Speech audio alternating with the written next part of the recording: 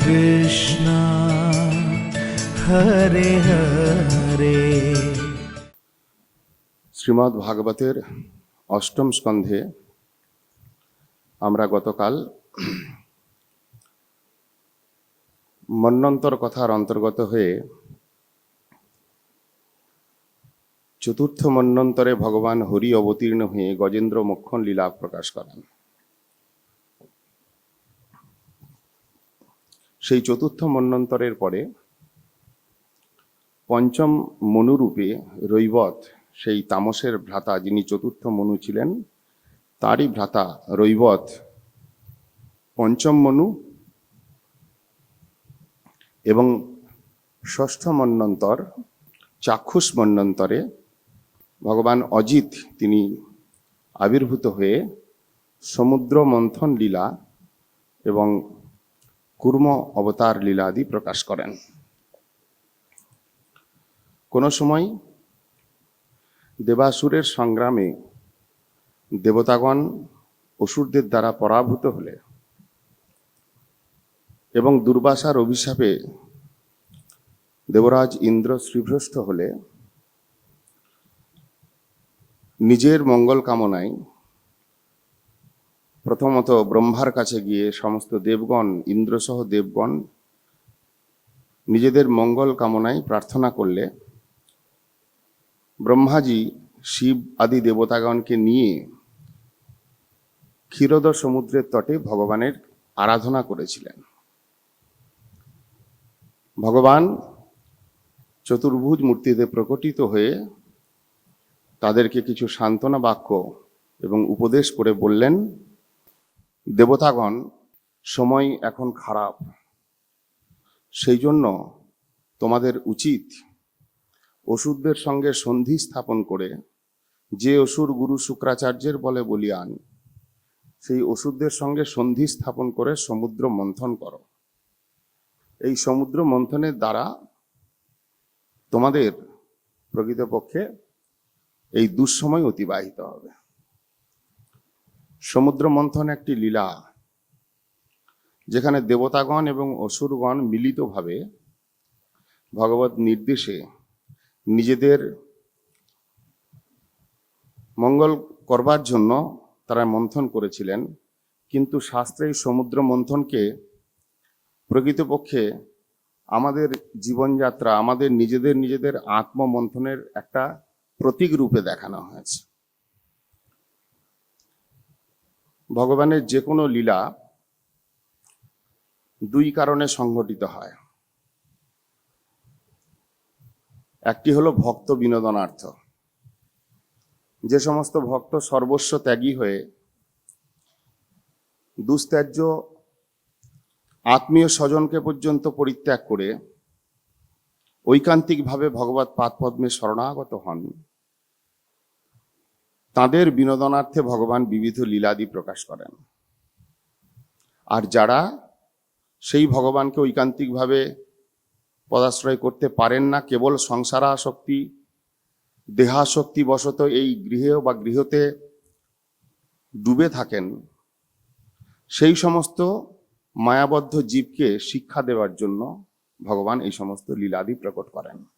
অর্থাৎ ভক্ত বিনোদনার্থ এবং জগতের লোক শিক্ষার্থ, এই দুই কারণে ভগবানের বিবিধ লীলা।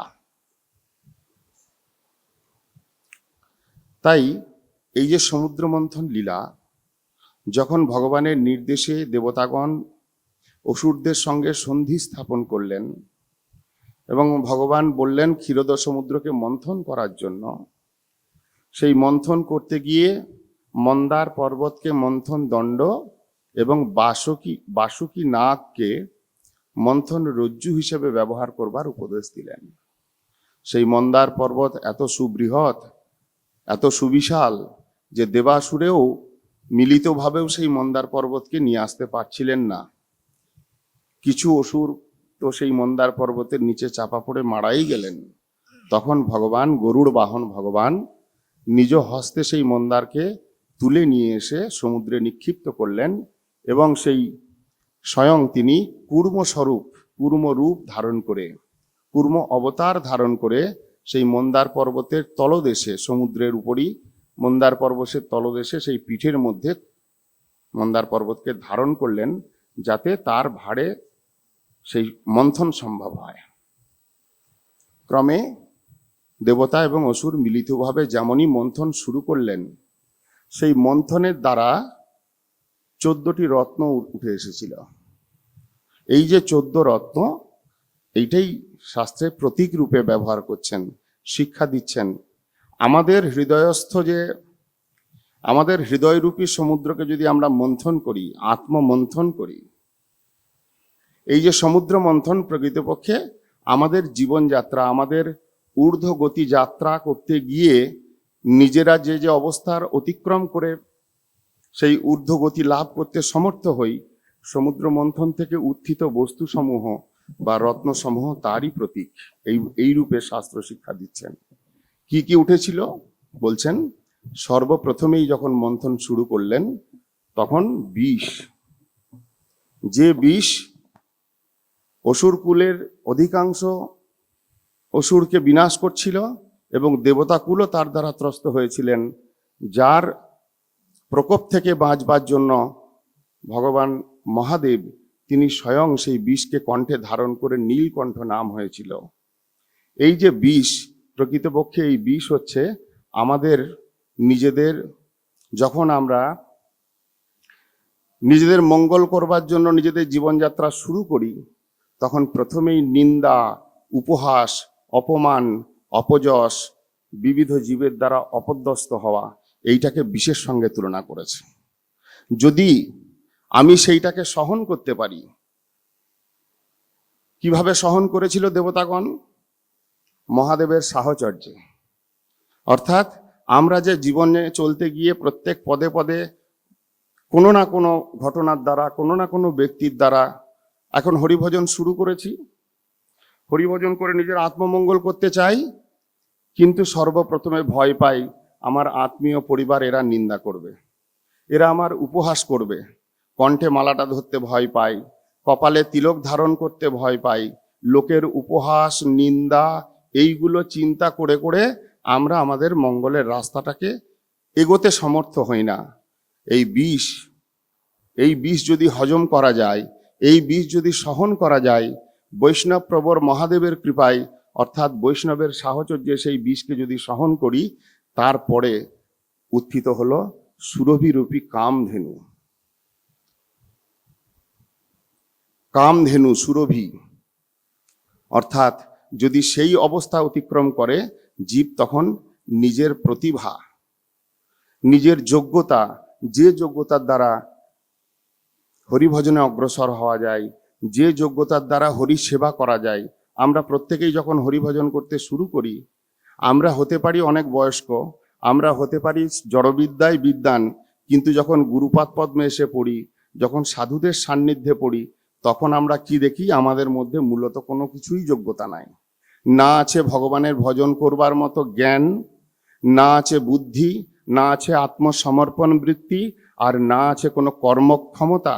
না জানি ঠাকুরকে সুন্দর করে রান্না করে দিতে, না জানি ঠাকুরের সুন্দর করে মালাটা করে দিতে, আর না জানি ঠাকুরকে শৃঙ্গার করতে।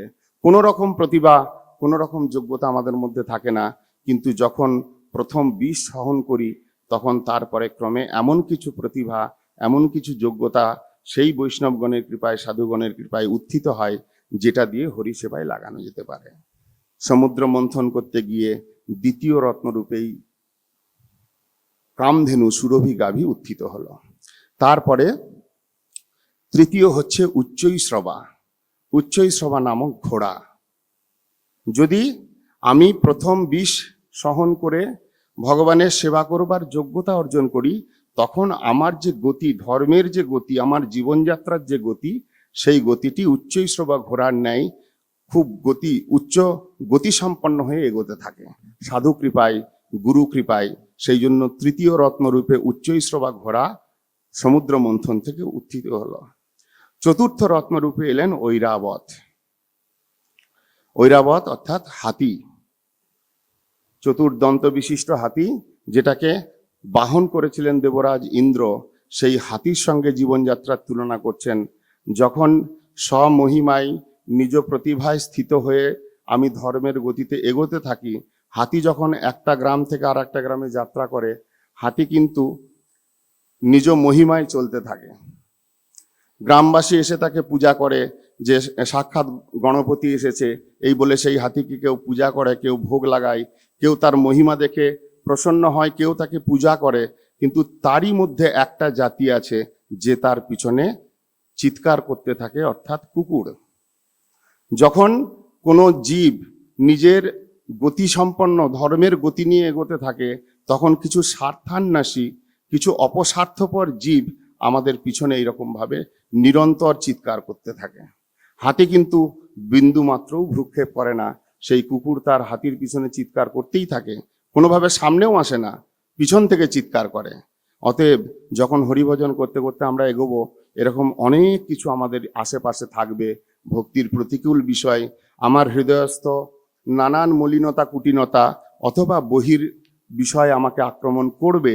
কিন্তু হাতি যেমন সেই কুকুরের কোনো চিৎকারে ভ্রুক্ষেপ না করে এক গ্রাম থেকে পেরিয়ে আর এক গ্রাম, আর এক গ্রাম থেকে পেরিয়ে আর এক গ্রামে নিজের গতিতে সব মহিমায় চলতে থাকে, ঠিক সেইভাবে ঐরাবত সমুদ্র মন্থন থেকে উত্থিত হওয়ার আর এক প্রতীক, যে এই স্বার্থান্বেষী পুরুষের বা জীবের কথা বা তার আওয়াজ কোনো রকম কর্ণপাত না করে নিজের লক্ষ্যের দিকে ক্রমান্বয়ে এগিয়ে যাওয়ার প্রতীক স্বরূপ হলো ঐরাবত হাতি। তারপর কৌস্তুভ মুনি। কৌস্তুভ মুনি পঞ্চম রত্নরূপে এলেন, যেটা শিরভূষণ, অলংকার, এই সমস্ত প্রতিকূলতাকে যখন অতিক্রম করে জীব বা কোনো সাধক, তখন তিনি সাধক রূপী শুদ্ধ সাধক হওয়ার রাস্তায় আর এক ধাপ এগিয়ে কৌস্তুভ মণি যেমন মস্তক উপরে সুশোভিত হয়, সেই রকম তার একটা অলংকার, ভক্তরূপী অলংকার তিনি গ্রহণ করতে পারেন। তার পরবর্তী রত্নরূপে কল্পবৃক্ষ। কল্পবৃক্ষ অর্থাৎ যা চান সেটা তিনি পেতে সমর্থ হন। যেমন শরণাগতির সাধন, ভক্তির প্রথম দরজা যে শরণাগতি, সেই শরণাগতির সাধনেই বলে দিয়েছেন, সরঙ্গ শরণাগতি হইবে যাহার, তাহার প্রার্থনা শুনে শ্রীনন্দ কুমার। কালকে আমরা প্রহ্লাদ চরিত্র শ্রবণ করছিলাম, প্রহ্লাদ মহারাজও সরঙ্গ ভক্তি বললেন। ভগবানকে প্রণাম করা, তাকে স্তব করা, তার পূজন করা, তার প্রতি কর্মার্পণ করা, তার চরণ যুগলের নিত্য স্মরণ করা এবং তার লীলা কথা শ্রবণ করা, এই সরঙ্গ ভক্তির অঙ্গ ব্যতীত কেউ পরমহংসগণের লভ্য সেই যে শুদ্ধ ভক্তি, সেটা লাভ করতে পারে না। অর্থাৎ যখন এই রকম ভাবে ভক্ত তার ষষ্ঠ রত্নরূপে কল্পবৃক্ষ রূপী প্রতীক, অর্থাৎ এমন একটা অবস্থা প্রাপ্ত হন, শরণাগতির এমন এক ভূমিকায় তখন চলে যান। কল্পবৃক্ষ লাভ করলে জীবের যেমন যা কিছু কল্পনা করে তাই পেয়ে যায়, সেই রকম শরণাগতির এমন ভূমিকা প্রাপ্ত হন, তখন ভগবানের সেবার অনুকূলে যা যা তিনি অভীষ্ট, তার যা মনোবাঞ্ছা, সেটা ক্রমে পূর্ণ হতে থাকে। এই জন্য শরণাগত ভক্তের অপ্রাপ্য বলে কিছু থাকে না। সেই কল্পবৃক্ষের পরে আসছে রম্ভা নামক অপ্সরা। রম্ভারূপী অপ্সরা, অপ্সরা হচ্ছে বাসনার প্রতীক। যখন সাধক ক্রমে সাধনে উন্নত হতে থাকে, জীব যখন সাধন ভজনের দ্বারা ক্রমোন্নতি করতে থাকে, কোনো একটা অবস্থায় এসে বাসনা, লাভ পূজা প্রতিষ্ঠারূপী বাসনা, সূক্ষ্মভাবে ভোগের বাসনা, এ এক বড় বাধক। এই জন্য প্রভুপাদ বলেছেন, বৈষ্ণবকে কনক কামিনী প্রতিষ্ঠা বাগিনী, ছাড়িয়াছে যারে সেই তো বৈষ্ণব।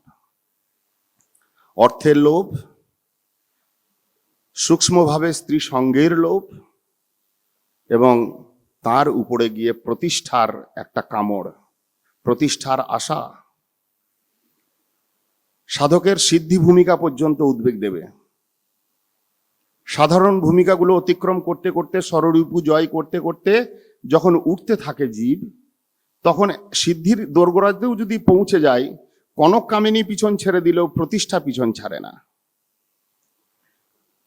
প্রশংসা এমন একটা জিনিস, প্রতিষ্ঠার যন্ত্রণা এমন একটা জিনিস, স্বয়ং মাধবেন্দ্র পুরীপাদ পর্যন্ত যখন গোপীনাথের কৃপা পেলেন, যার জন্য গোপীনাথ ক্ষীর পর্যন্ত চুরি করেছিলেন, তার কৃপাকে স্মরণ করতে করতে, অনুগ্রহকে স্মরণ করতে করতে তিনি প্রেমেতে আপ্লুত হচ্ছিলেন। হঠাৎ তার মনে চিন্তন এলো, একদিকে যেমন কৃপা পেলাম এটা সত্য, মাধবেন্দ্র পুরীপাদ যিনি প্রেম ভক্তির মূল, মহাপ্রভুর গুরুদেবের গুরুদেব, তিনি চিন্তন করলেন কালকে সকালেই যখন এই কথাটা চতুর্দিকে ছড়িয়ে যাবে, সব লোক আমার কাছে ছুটে আসবে, আমার প্রশংসা করবে, প্রতিষ্ঠার কামড় আমাকে এমনভাবে দিবে, আমার সব কিছু ধ্বংস করবে। অতএব তিনি সাবধান হয়ে রাতারাতি সেই স্থানকে পরিত্যাগ করলেন।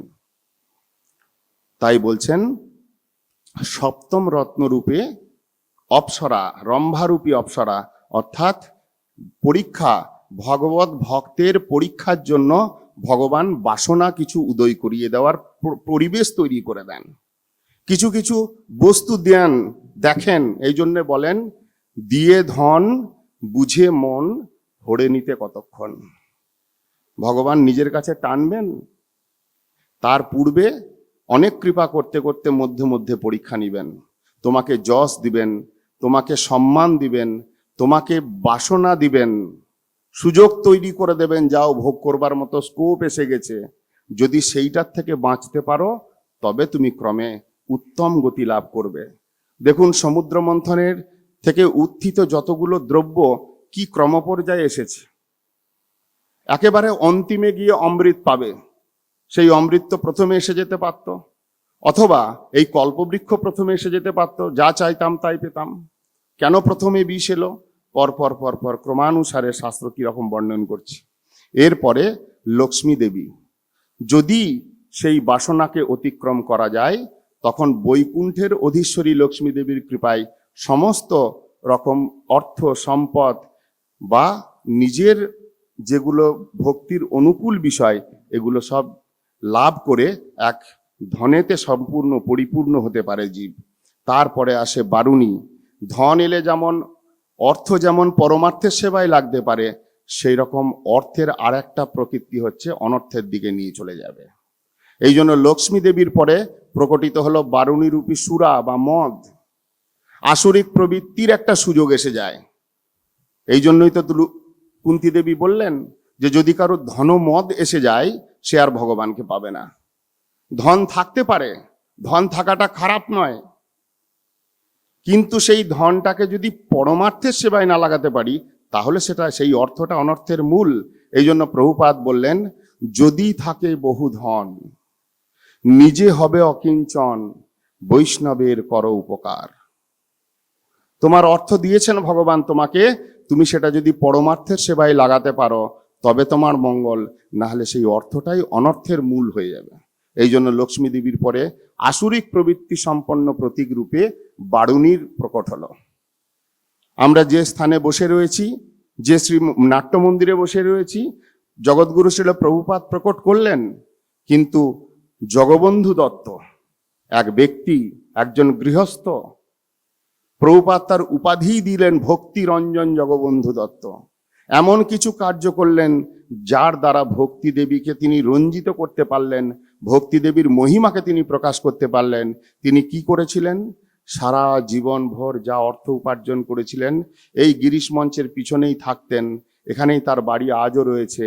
সেই ব্যক্তি নিজ এক জীবনের অর্জিত সমস্ত অর্থ প্রভুপাদের চরণে অর্পণ করে দিলেন। এই জমি, 2 বিঘা জমি দান করে যে নাট্য মন্দিরে বসে রয়েছি, যে শ্রীমন্দির আমরা দর্শন করছি, এই সমস্ত তিনি নিজের অর্থ ব্যয়ে তৈরি করে দিয়ে গেলেন। আজকে সেই স্থানে বসে 100 বছর অতিক্রান্ত হতে যাচ্ছে, সেই স্থানে বসে নিত্য ভগবানের কথা কীর্তন শ্রবণ, ভগবত ভক্তগণের বিলাসস্থলী হয়ে দাঁড়িয়েছে। কথার বিলাস, নামের বিলাস, ভগবত ভক্তের বিলাস, ভগবানের সেবার বিলাসের স্থান রূপী একটি ধামে পরিণত হয়েছে। এত বড় নিজ মঙ্গল বিধান করতে পারলেন। তার কাছে বহু ধন ছিল। এ কথাও শোনা যায় যে তিনি এমন কৃপণ ছিলেন, সকালবেলা ভোজন করতেন। আমরা কি করি? সকালে একবার খাই, দুপুরে খাই, রাত্রে খাই, 3 বার খাই। দুপুরবেলার ভোজনটি করতেন 3:30, 4টে, 4:30 দিকে। কেন? তিনি মালিক, তিনি জমিদার বাবু, তিনি যদি 4টে 4:30 খান, তারপরে তার পত্নীগণ খাবেন, তারপরে চাকর বাকর খাবেন। খেতে খেতে সন্ধে পার হয়ে গেল, ওইগুলো ব্যক্তিগুলো আর রাত্রিবেলা খেতে হবে না, একবেলার খাওয়াটা তিনি বন্ধ করে দিলেন কৌশল করে। এই রকম কৃপণ ব্যক্তি ছিলেন।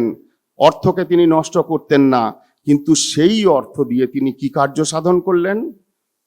কথিত আছে এই মন্দির নির্মাণের জন্য তৎকালীন যুগে তিনি 3 লক্ষ টাকা ব্যয় করেছিলেন। ভেবে দেখুন, আজ থেকে 100 বছর পূর্বের 3 লক্ষ টাকা আজকে কত টাকা হতে পারে। যদি থাকে বহু ধন, নিজে হবে অকিঞ্চন, বৈষ্ণবের করো উপকার। প্রভুপাদের এক একজন ভক্ত দিকপাল ছিলেন, সেবাবীর ছিলেন, ভক্তিতে তারা বীরত্ব লাভ করেছিলেন। তাই সমুদ্র মন্থন আমাদের জীবনের আত্মমন্থনের প্রতীক স্বরূপ। এগুলো আমাদের জীবনে পদে পদে আসবে। যখন লক্ষ্মী প্রাপ্ত হবে, লক্ষ্মী প্রাপ্ত হলেই যতদিন দরিদ্র ছিলাম ততদিন কিরকম মনটা দৈন্য ছিল, কোনো ক্রমে ধন এসে গেছে। ধন এসে যেতেই এখন চিন্তন হয়, কেউ যদি কিছু বলে মনে হয় যেন এই আমার ধনটাকেই অপহরণ করতে এসেছে। একজন সাধু জন্মাষ্টমীতে ভিক্ষে চেয়েছে কাপড়, আর একজন অন্য মঠের সাধু জন্মাষ্টমীতে বলে দিয়েছে তুমি ঠাকুরের মালা সেবা করো। মনে মনে চিন্তন হচ্ছে আছে ধন, কিন্তু মনে মনে চিন্তন হচ্ছে আমি এক জায়গায় তো জন্মাষ্টমী দিলাম, আবার কেন চাইছে? এ সাধুদের চক্রে পড়ে আমি বিপদেই পড়লাম। আজ জন্মাষ্টমী তো কালকে অন্নকূট, পরশু বৃন্দাবন যাত্রা তো তারপরে গোবর্ধন পূজা, তারপরে গৌর জয়ন্তী তো তারপরে চন্দন যাত্রা, তারপরে রথযাত্রা তো তারপরে হচ্ছে ঝুলন যাত্রা। এমন এক ফাঁপড়ে পড়লাম, অনেক কষ্ট করে ধন উপার্জন করেছিলাম, আমি গৌড়ীয় মঠের শিষ্য হয়ে এক বিপদে পড়েছি, একটার পর একটা আমার ধনগুলো বের করে নিয়ে চলে যাচ্ছে। এই জন্য লক্ষ্মীর পরেই বারুণী, অর্থাৎ আসুরিক প্রবৃত্তি আমাদের মধ্যে আসবে। আসুরিক প্রবৃত্তি মানেই ভোগ প্রবৃত্তি, আসুরিক প্রবৃত্তি মানেই স্বার্থপর ভাব। কি সুন্দরভাবে সমুদ্র মন্থনের দ্বারা আমাদের জীবনের মন্থন, আত্মমন্থন করতে গিয়ে, আমাদের জীবনযাত্রা করতে গিয়ে কি কি আমাদের জীবনে আসে বা এসেছে বা আসবে সেটা বলে দিচ্ছেন। তারপরে বললেন চন্দ্রমা, যদি সেই আসুরিক প্রবৃত্তিকে নিরোধ করা যায়, যদি সেই সুরাপান থেকে বিরত থাকা যায়, সুরাপানে যে মদমত্ততা লাভ হয় সেই মত্ততার থেকে বিরত থাকা যায়, তখন চন্দ্রের ন্যায় হৃদয়টা শীতল এবং স্নিগ্ধ হয়। যেটা ভক্তগণের হৃদয় শীতল, তারা কামাতুর নয়, তারা সবকিছু ভগবানের চরণে অর্পণ করতে পেরেছে বলে তারা এখন হৃদয়েতে শীতলতা অনুভব করছে। আমরা যতক্ষণ ভগবানের চরণে সব দিতে পারি না, ততক্ষণ যতটা আমাদের স্বার্থ সিদ্ধি থাকবার বৃত্তি থাকে, ওই আসরিক প্রবৃত্তির দ্বারাই চিত্তটা জ্বলতে থাকে। যেমনই এই প্রবৃত্তির থেকে উত্তীর্ণ হতে পারে পরবর্তী অধিকার রূপে চন্দ্রমার প্রকাশ, অর্থাৎ হৃদয়টা শীতল এবং স্নিগ্ধ হয়। তারপরে পারিজাত বৃক্ষ, পারিজাত পুষ্প, পারিজাত পুষ্পের সৌরভ, জীবনটা এরকম সুন্দরতায় সৌরভে ভগবানের সেবারূপী সৌরভ দিয়ে জীবনটা পরিপূর্ণ হয়। এবং এরপরে পাঞ্চজন্য শঙ্খের আবির্ভাব হয়েছিল সেই সমুদ্র মন্থন থেকে। অর্থাৎ যখন জীবনটা, হৃদয়টা শীতল হয়, কাম অগ্নির থেকে নিষ্ক্রান্ত হয়ে হৃদয় শীতল হয়, তখন সেই ভক্তের মহিমা, যেমন পাঞ্চজন্যের ধ্বনির দ্বারা জগতের সমস্ত কুলির কলমশকে ভগবান দূরীভূত করে দেন, সেই ভক্তের মহিমার দ্বারা, সেই ভক্তের মহিমার উদ্ঘোষের দ্বারা এই জগৎটা আরো বেশি মঙ্গলময় হয়ে পড়ে বা নিজের জীবনটা মঙ্গলময় হয়। অবশেষে ধন্বন্তরী এবং তার হাতে অমৃত, তখন জীবনে প্রকৃতপক্ষে অমৃতের উত্থান হয়। আমরা যে কথা বলি হরি কথামৃত, অধরামৃত, সেবামৃত এবং নামামৃত, যখন এই স্তরগুলো পার করে অমৃত আসে, তখন কথাটা অমৃত তুল্য বোধ হয়। ভগবানের কথাটা শুনতে শুনতে ওটাই শুনতে ইচ্ছা হয়, ওটা না পেলে কষ্ট হয়। নাম, ভগবানের নাম কীর্তন করতে করতে বা নাম জপ করতে করতে তার যে একটা আস্বাদন, নামের সঙ্গে যে নামীর অভেদত্ব, সেই নামের স্পর্শ তখন অনুভূত হতে থাকে। সেবা করতে করতে এমন সেবাতে অমৃত লাভ করে, সেবা বিনা থাকতে পারে না। এখানে আমাদের এর মধ্যেও বসে আছেন এমন কিছু বৈষ্ণব যারা সেই রকম সেবা প্রাণ আছেন। স্পেসিফিকলি নাম করা উচিত হবে না, কিন্তু তাদের স্বভাবেতে এমন সেবা ঢুকে পড়েছে, যদি কেউ সেবা নাও দেয় সে গায়ে পড়ে সেবা করে নেবে। সেই রকম ব্যক্তিত্ব, সেই রকম বৈষ্ণব আমাদের মধ্যেই আছেন। আমাদের যদি চোখ থাকে, আমাদের যদি সেই কৃপা সিক্ত হই আমরা, তাহলে ঠিক দেখতে পাবো। অতএব নামামৃত, সেবামৃত, অধরামৃত, ভগবানের প্রসাদরূপী অধরামৃত এবং ভগবানের কথারূপী অমৃত, এই অন্তিমে সমুদ্র মন্থন বা আত্মমন্থনের দ্বারা অবশেষে অমৃত উঠে আসে। শুরু হয় বিষ দিয়ে, শেষ হয় অমৃত দিয়ে। এটাই হলো সমুদ্র মন্থনের প্রতীক। ভক্তিতে প্রথমেই কিছু কষ্ট আসবে, এই জন্য ভক্তির যে 6 গুণ, ভক্তি দেবীর মধ্যে 6টা গুণ লক্ষিত হয়। প্রথম হচ্ছে ক্লেশগ্নি, তারপরে শুভদা, তারপরে ক্লেশগ্নি, শুভদা, মোক্ষ লঘুতাকৃত, সুদূর্লভা, সান্দ্রানন্দ সুখদাত্মা এবং অবশেষে কৃষ্ণাকর্ষণী। ক্লেশের বিনাশ, পঞ্চক্লেশ, অবিদ্যা, অস্মিতা, রাগ, দেশ, অভিনিবেশ, এই পঞ্চক্লেশের বিনাশ ভক্তি লাভ করলে প্রথমেই শুরু হয়। এটা ভক্তির গুণ বলা হয়েছে, কিন্তু আমাদের জীবনে আমরা দেখি ক্লেশের বিনাশের জায়গায় ক্লেশটা কিরকম হঠাৎ বেড়ে যায়, যেটা আমরা প্রত্যেকেই অনুভব করি। যখনই হরিভজন শুরু করি, তখনই পরিবার বর্গের থেকে বিরাট একটা বাধা এসে যায়, নিজের স্বভাবের একটা বাধা এসে যায়, নিজের পূর্বজন্মে কর্মের একটা বাধা এসে যায়, নিজের নানা রকম ভক্তি প্রতিকূল স্বভাব বা ভক্তি প্রতিকূল বিষয়ের প্রতি যে চিত্তটা আকর্ষিত হয়, সেইগুলো থেকে মনকে নিগ্রহ করে ভক্তির অনুকূল কার্যে নিয়ে আসতে গিয়ে বিরাট একটা সমস্যা দেখা যায়। অর্থাৎ ক্লেশগ্নি তো প্রথম গুণ বটে, কিন্তু ভক্তির প্রথমে কিরকম ক্লেশ বেড়ে যায়, ওই বিষের জ্বালা। এই বিষ দিয়ে শুরু যাত্রা, যদি সেই যাত্রা ক্রমে ক্রমে এগোতে থাকে, অন্তিমে গিয়ে অমৃত দিয়ে সেই যাত্রা পূর্ণ হয়। এই সমুদ্র মন্থনের দ্বারা শাস্ত্র এইভাবে আমাদেরকে প্রকৃতপক্ষে শিক্ষাদান করলেন। অবশেষে যখন অমৃত উঠে এলো, দেবতা এবং অসুরগণ কে সেই অমৃত পান করবে, এই নিয়ে দেবতাগণকে বঞ্চিত করে অসুরগণ নিজেদের প্রতাপে সেই ধন্বন্তরীর হাত থেকে এক প্রকার অমৃত কলসকে কেড়ে নিয়ে যখন চলে যাচ্ছিলেন, ভগবান দেখলেন এ তো অনর্থ হয়ে যাবে যদি অসুররা অমৃত পান করে। তাই সুন্দর একটি মোহিনী রূপ ধারণ করে ভগবান মোহিনী অবতার রূপে প্রকটিত হয়ে সেই অসুরগণকে বঞ্চনা করে দেবতাগণকে সুরা পান করিয়েছিলেন। অমৃত রূপী সুরা, অমৃত রূপী সুধা তাদেরকে পান করিয়ে সেই দেবতাগণের মঙ্গল বিধান করেছিলেন। ভগবানের অনন্ত অবতারের মধ্যে, অনন্ত লীলা অবতারের মধ্যে মোহিনী অবতার একটি মুখ্য লীলা।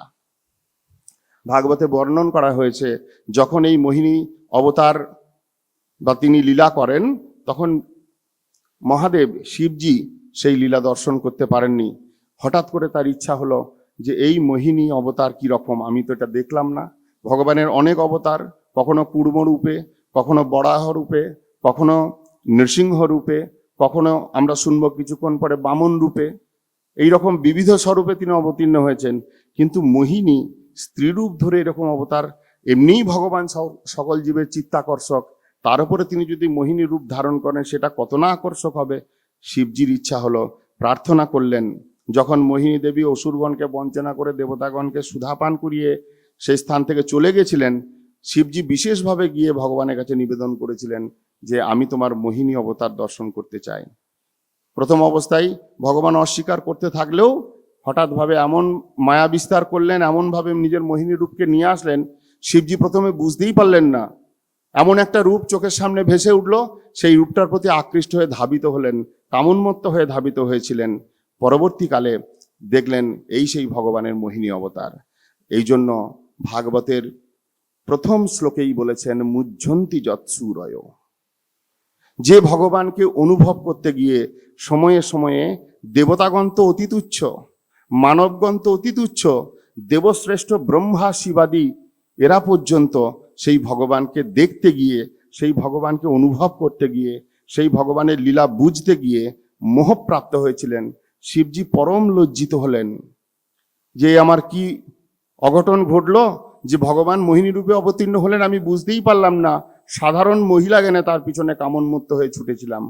তখন ভগবান তাকে আশ্বস্ত করার জন্য বললেন, হে শিবজি, তুমি বৈষ্ণব শ্রেষ্ঠ, তোমার মধ্যে মায়া কোনোভাবেই প্রভাব বিস্তার করতে পারে না, কিন্তু এটা আমার ইচ্ছায় সংঘটিত হয়েছে। অতএব তুমি এই নিয়ে মন খারাপ করো না। এটা ভাবার কোনো কারণ নেই যে তুমি মায়ার দ্বারা প্রলোভিত হয়ে, মায়ার দ্বারা আসক্ত হয়ে এরকম কার্য করেছিলে। ব্রহ্মা পর্যন্ত মায়াতে আসক্ত হতে সমর্থ, কিন্তু শিবজি মায়ার দ্বারা অভিভূত হন না।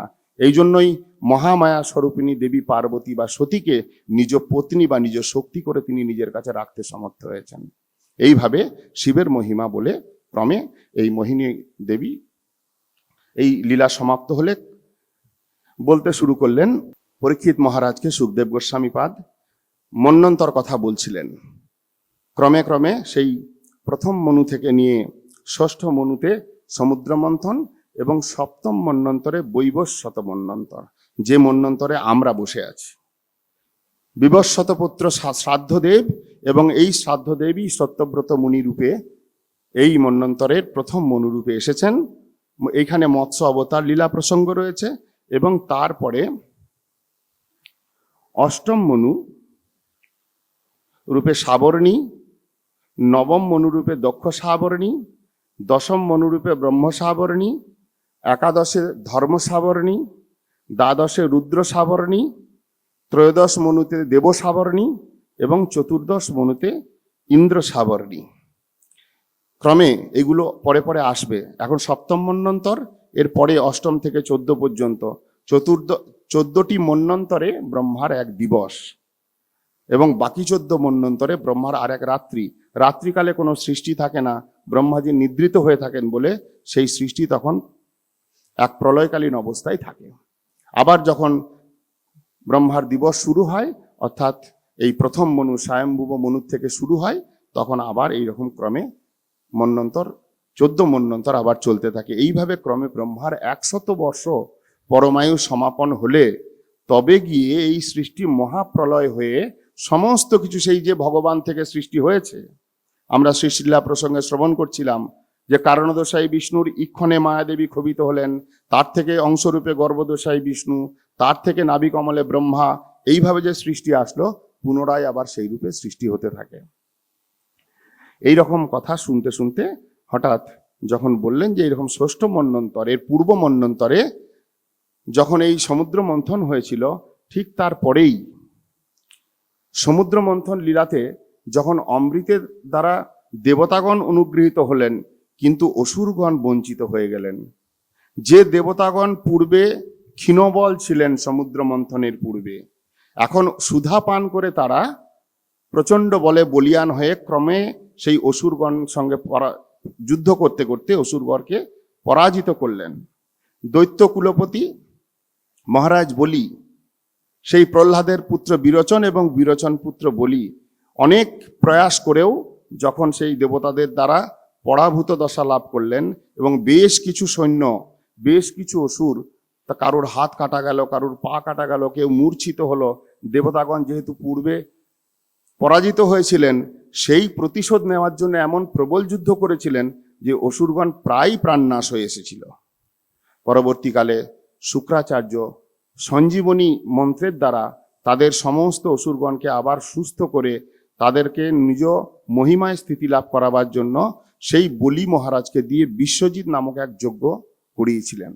যে বিশ্বজিৎ যজ্ঞ প্রভাবে এমন একটি সেই যজ্ঞ উত্থিত রথ তিনি পেলেন, দিব্য রথ পেলেন, যে রথে আরূঢ় হয়ে মহাবলবান হয়ে ইন্দ্রের সঙ্গে যুদ্ধ করে ইন্দ্রকে, দেবতার রাজা ইন্দ্রকে স্বর্গে গিয়ে হারিয়ে স্বর্গের থেকে বিতাড়ন করিয়ে স্বয়ং সেই বলি মহারাজ তিনি স্বর্গের আধিপত্য লাভ করে ত্রিভুবনের রাজা হয়েছিলেন।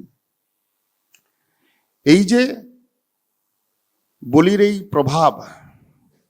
এই প্রভাব যখন দেখলেন, তখন ইন্দ্রাদি দেবতাগণ নিজ গুরু বৃহস্পতির কাছে গিয়ে জানতে চাইলেন কিভাবে হঠাৎ এত বলে বলিয়ান হলো, আমরা তো সকলেই সুধাপানে পরাক্রমী হয়েছিলাম, কিন্তু কেন আমাদের আবার পরাভব হলো? তখন ভগবান বললেন, কাল প্রতীক্ষন্তে দেবা। দেবতাগণ যখনই কোনো বিপদে পড়েন ব্রহ্মার কাছে উপনীত হন, আর ব্রহ্মা যদি রাস্তা দিতে না পারেন ভগবানের কাছে সমগ্র দেবতাগণকে নিয়ে উপস্থিত হন ক্ষীরোদ সাগরের তটে। সেই ভগবান তাদের দুঃখের কথা শুনলেন যখন, তখন কাল প্রতীক্ষন্তে দেবা, দেবতাগণ তোমরা একটু অপেক্ষা করো, সময়ের অপেক্ষা করো। আমরা শুনছিলাম এই জগৎ, এই ভৌম প্রপঞ্চ, 5টি তত্ত্বের পরাক্রম। তার মধ্যে রয়েছে কাল, সময়। সময় বড় বলবান। সময় যদি প্রতিকূল হয়ে যায়, আপনি যা কিছু করবেন সেটাই আপনার বিফল হবে।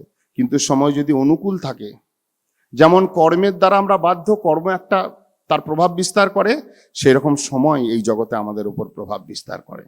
এই জন্য ভগবানের উপদেশ দেবতাগণের প্রতি, কালো প্রতীক্ষন্তে দেবা।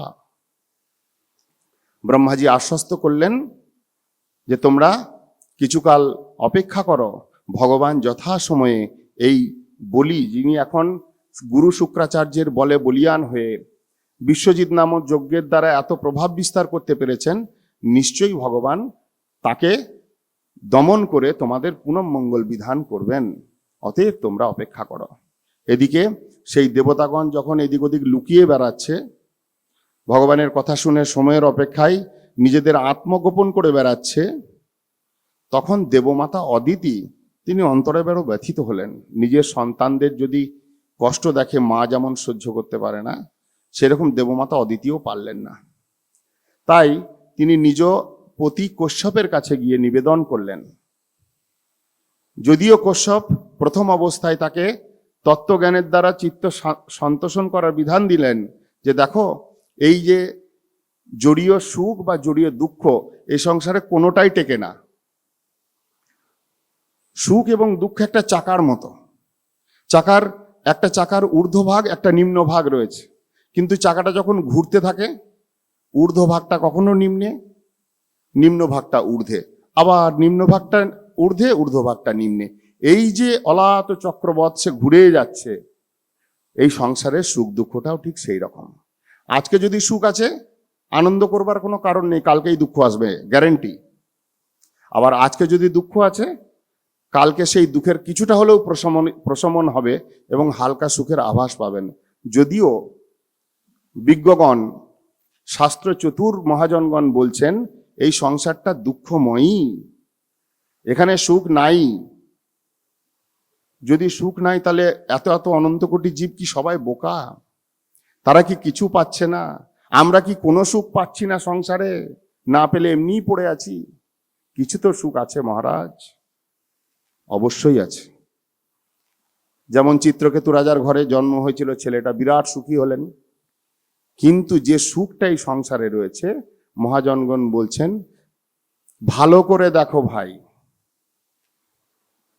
শান্ত মস্তিষ্কে চিন্তন করো। যে সুখটা দেখতে পাচ্ছ, ভালো করে দেখো ভাই, অমিশ্র আনন্দ নাই, এখানে মিশ্র আনন্দ। যে আনন্দটা পাচ্ছ সে হচ্ছে দুঃখের কারণ।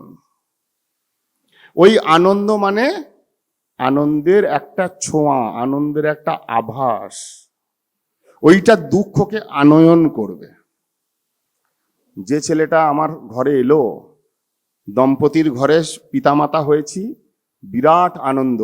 আর সেই ছেলেই যখন পরে অবাধ্য হয়ে গেল, আজকালকার দিনে তো অবাধ্য হতে বেশি সময় লাগে না, আগেকার দিনে তবু তো যৌবন দশা অবধি কিছুটা হলেও অনুগমন করতো ছেলে পিয়ে। এখন ছেলে 5 বছর অবস্থা থেকেই অবাধ্য। যে মুহূর্তে মোবাইলটা ধরতে শিখেছে সেই মুহূর্ত থেকে অবাধ্য। মা বাবা ভালো করে বুঝছে ছেলেটার চোখ নষ্ট হচ্ছে, ছেলেটার ব্রেনের শিরা শুকিয়ে যাচ্ছে, কিন্তু মোবাইল হাত থেকে কাটলেই ছেলে এমন কাঁদতে লাগবে, এমন কেঁদে ঝোঁক নেবে যে শেষ পর্যন্ত ডাক্তারখানায় নিয়ে গিয়ে তাকে সুস্থ করতে হবে। বুঝতে পারছে সে বিষ খাচ্ছে, তবু বিষ খেতে দিতে হবে। কত সুখ! কিন্তু ছেলেটা যখন জন্মেছিল তখন সুখের সাগরে হাবুডুবু খাচ্ছিলাম। এই রকম যত সুখ আমরা পাই, ভালো করে দেখো ভাই, অমিশ্র আনন্দ নাই। যা আছে তা দুঃখের কারণ। দুঃখকে জন্ম দেবে বলে সুখগুলো আমাদের কাছে আসে। ওই মাছ যখন ধরি, বড়শি, তার মধ্যে একটা সুন্দর খাবার লাগিয়ে দেওয়া হয়। মাছ সেই খাবার লোভে যেমনই ওটাকে গ্রাস করে, কাঁটাটা গলায় বিঁধে প্রাণনাশ। এই হলো সংসারের সুখ। এই জন্য মহাজনগণ বলছে সংসারের সুখটা কেমন জানো? রোদ্রে প্রবল গরমে দুপুরবেলা 12টার সময় রাস্তা দিয়ে হেঁটে যাচ্ছ, মাথায় রোদের তাপ লাগছে, কলকল করে ঘাম হচ্ছে, সানস্ট্রোক হওয়ার মতো উপক্রম, সহ্য করতে পারছো না, এমন সময় মাথায় ছাতাটা ধরলে কিছুটা আরাম হলো, তাই বলে কি গরম কমে গেল? ঠিক সেই রকম সংসার প্রবল দুঃখময়, হঠাৎ করে একটা সুখের এমন ছোঁয়া দিয়ে দেবে, মনে হবে যে না, যাক, দুঃখের নিবৃত্তি হলো, সুখ পেয়ে গেলাম। কিন্তু সুখ প্রকৃতপক্ষে নেই। এই জন্য তারা বলছেন, দুঃখ কখনো তীব্রতা গতি লাভ করে, কখনো একটু ক্ষীণ হয় মাত্র, প্রকৃতপক্ষে সংসারে কোনো সুখ নেই। তাই কশ্যপ নিজ পত্নী অদিতিকে এইভাবে বোঝানোর চেষ্টা করলেন, কিন্তু মা তিনি মানতে রাজি নন। কিছু একটা বিধান চাইলেন, তখন বললেন, যদি সুখ পেতেই হয়, একমাত্র ভগবান বিনা কেউ সুখ তোমায় দিতে পারবে না। অতএব তুমি এক কাজ করো, ফাল্গুন মাসের শুক্লপক্ষের প্রতিপদ থেকে 12 দিনের পয়ব্রত ধারণ করো। একটা বিধান দিলেন কিভাবে ভগবত আরাধনা করবে, কিভাবে দেব দ্বিজ অতিথি ব্রাহ্মণ সাধুগণের সৎকার করবে এবং হরি আরাধনা করে হরিকে সন্তুষ্ট করবে। 12 দিনের তুমি যদি এই ব্রত সুষ্ঠুভাবে করতে পারো, ভগবানের কৃপায় তোমার এই দুঃখের বিমোচন ঘটবে। তিনি যথাসাধ্য সেই 12 দিনে পয়ব্রত ধারণ করলেন এবং ফাল্গুন মাসের শুক্লপক্ষে ভগবানকে চতুর্ভুজ রূপে দর্শন করলেন। প্রকটিত হয়ে তিনি আশ্বাসন দিলেন যে আমি যথাসময়ে তোমার পুত্র রূপে, ইন্দ্রের ছোট, তোমার পুত্র হচ্ছে ইন্দ্র, ইন্দ্রের ছোট ভাই রূপে উপেন্দ্র নাম নিয়ে আমি তোমার কাছে আবির্ভূত হব, এই বলে দর্শন দিয়ে চলে গেলেন। ক্রমান্বয়ে ভাদ্র মাসের শুক্লপক্ষের দ্বাদশী তিথিতে ভগবান তিনি পরিপূর্ণ স্বরূপে সেই অদিতির গর্ভ থেকে কশ্যপ মুনির হৃদয় হতে ভগবান বামনদেব খর্বাকৃতি রূপে তিনি আবির্ভূত হলেন। ভগবান সেই কশ্যপ মুনি অদিতি মাতার সম্মুখেই তিনি নিজ রূপকে খর্বাকৃতি করলেন, অর্থাৎ বটুক বামন রূপে তিনি প্রকটিত হলেন। এবং সেই বামনদেবের আবির্ভাবে ব্রহ্মা ইন্দ্রাদি দেবতাগণ তারা নিজেরা সেই স্থানে এসে, ব্রাহ্মণগণ সেই স্থানে এসে যজ্ঞের দ্বারা তার উপবিত সংস্কার করে, দেবতাগণ স্ব তাকে মহিমান্বিত করবার জন্য নিজ নিজ উপহার উপঢৌকন অস্ত্রাদি দ্বারা তাকে সুসজ্জিত করলেন। বামনদেব কোটিতে মঞ্জি মেখলা, অঙ্গে উপবিত আকারে এবং অজিন উত্তরীয়, হস্তে দণ্ড, ছত্র, কমণ্ডলু ধারণপূর্বক তিনি সুন্দর একটা মনোমোহক বটুক বামন রূপে নিজেকে প্রকাশ করে ক্রমান্বয়ে নিজের গন্তব্যস্থলের দিকে যাত্রা শুরু করলেন। গন্তব্যস্থল কোথায়? সেই বলি মহারাজের যজ্ঞস্থলে। নর্মদা নদীর উত্তর তটে ভৃগুকচ্ছ নামক স্থানে বলি মহারাজ তিনি কি করছিলেন? অশ্বমেধ যজ্ঞ করছিলেন। গুরু শুক্রাচার্যের পরামর্শে যে যদি শত অশ্বমেধ যজ্ঞ তুমি সম্পাদন করতে পারো, তাহলে তুমি এই যে আজকে ইন্দ্রপদ লাভ করেছো, নিজে বলে লাভ করেছো, কিন্তু তুমি শত অশ্বমেধ যজ্ঞ করলে নিত্য ওই ইন্দ্র পদবী পেয়ে যাবে।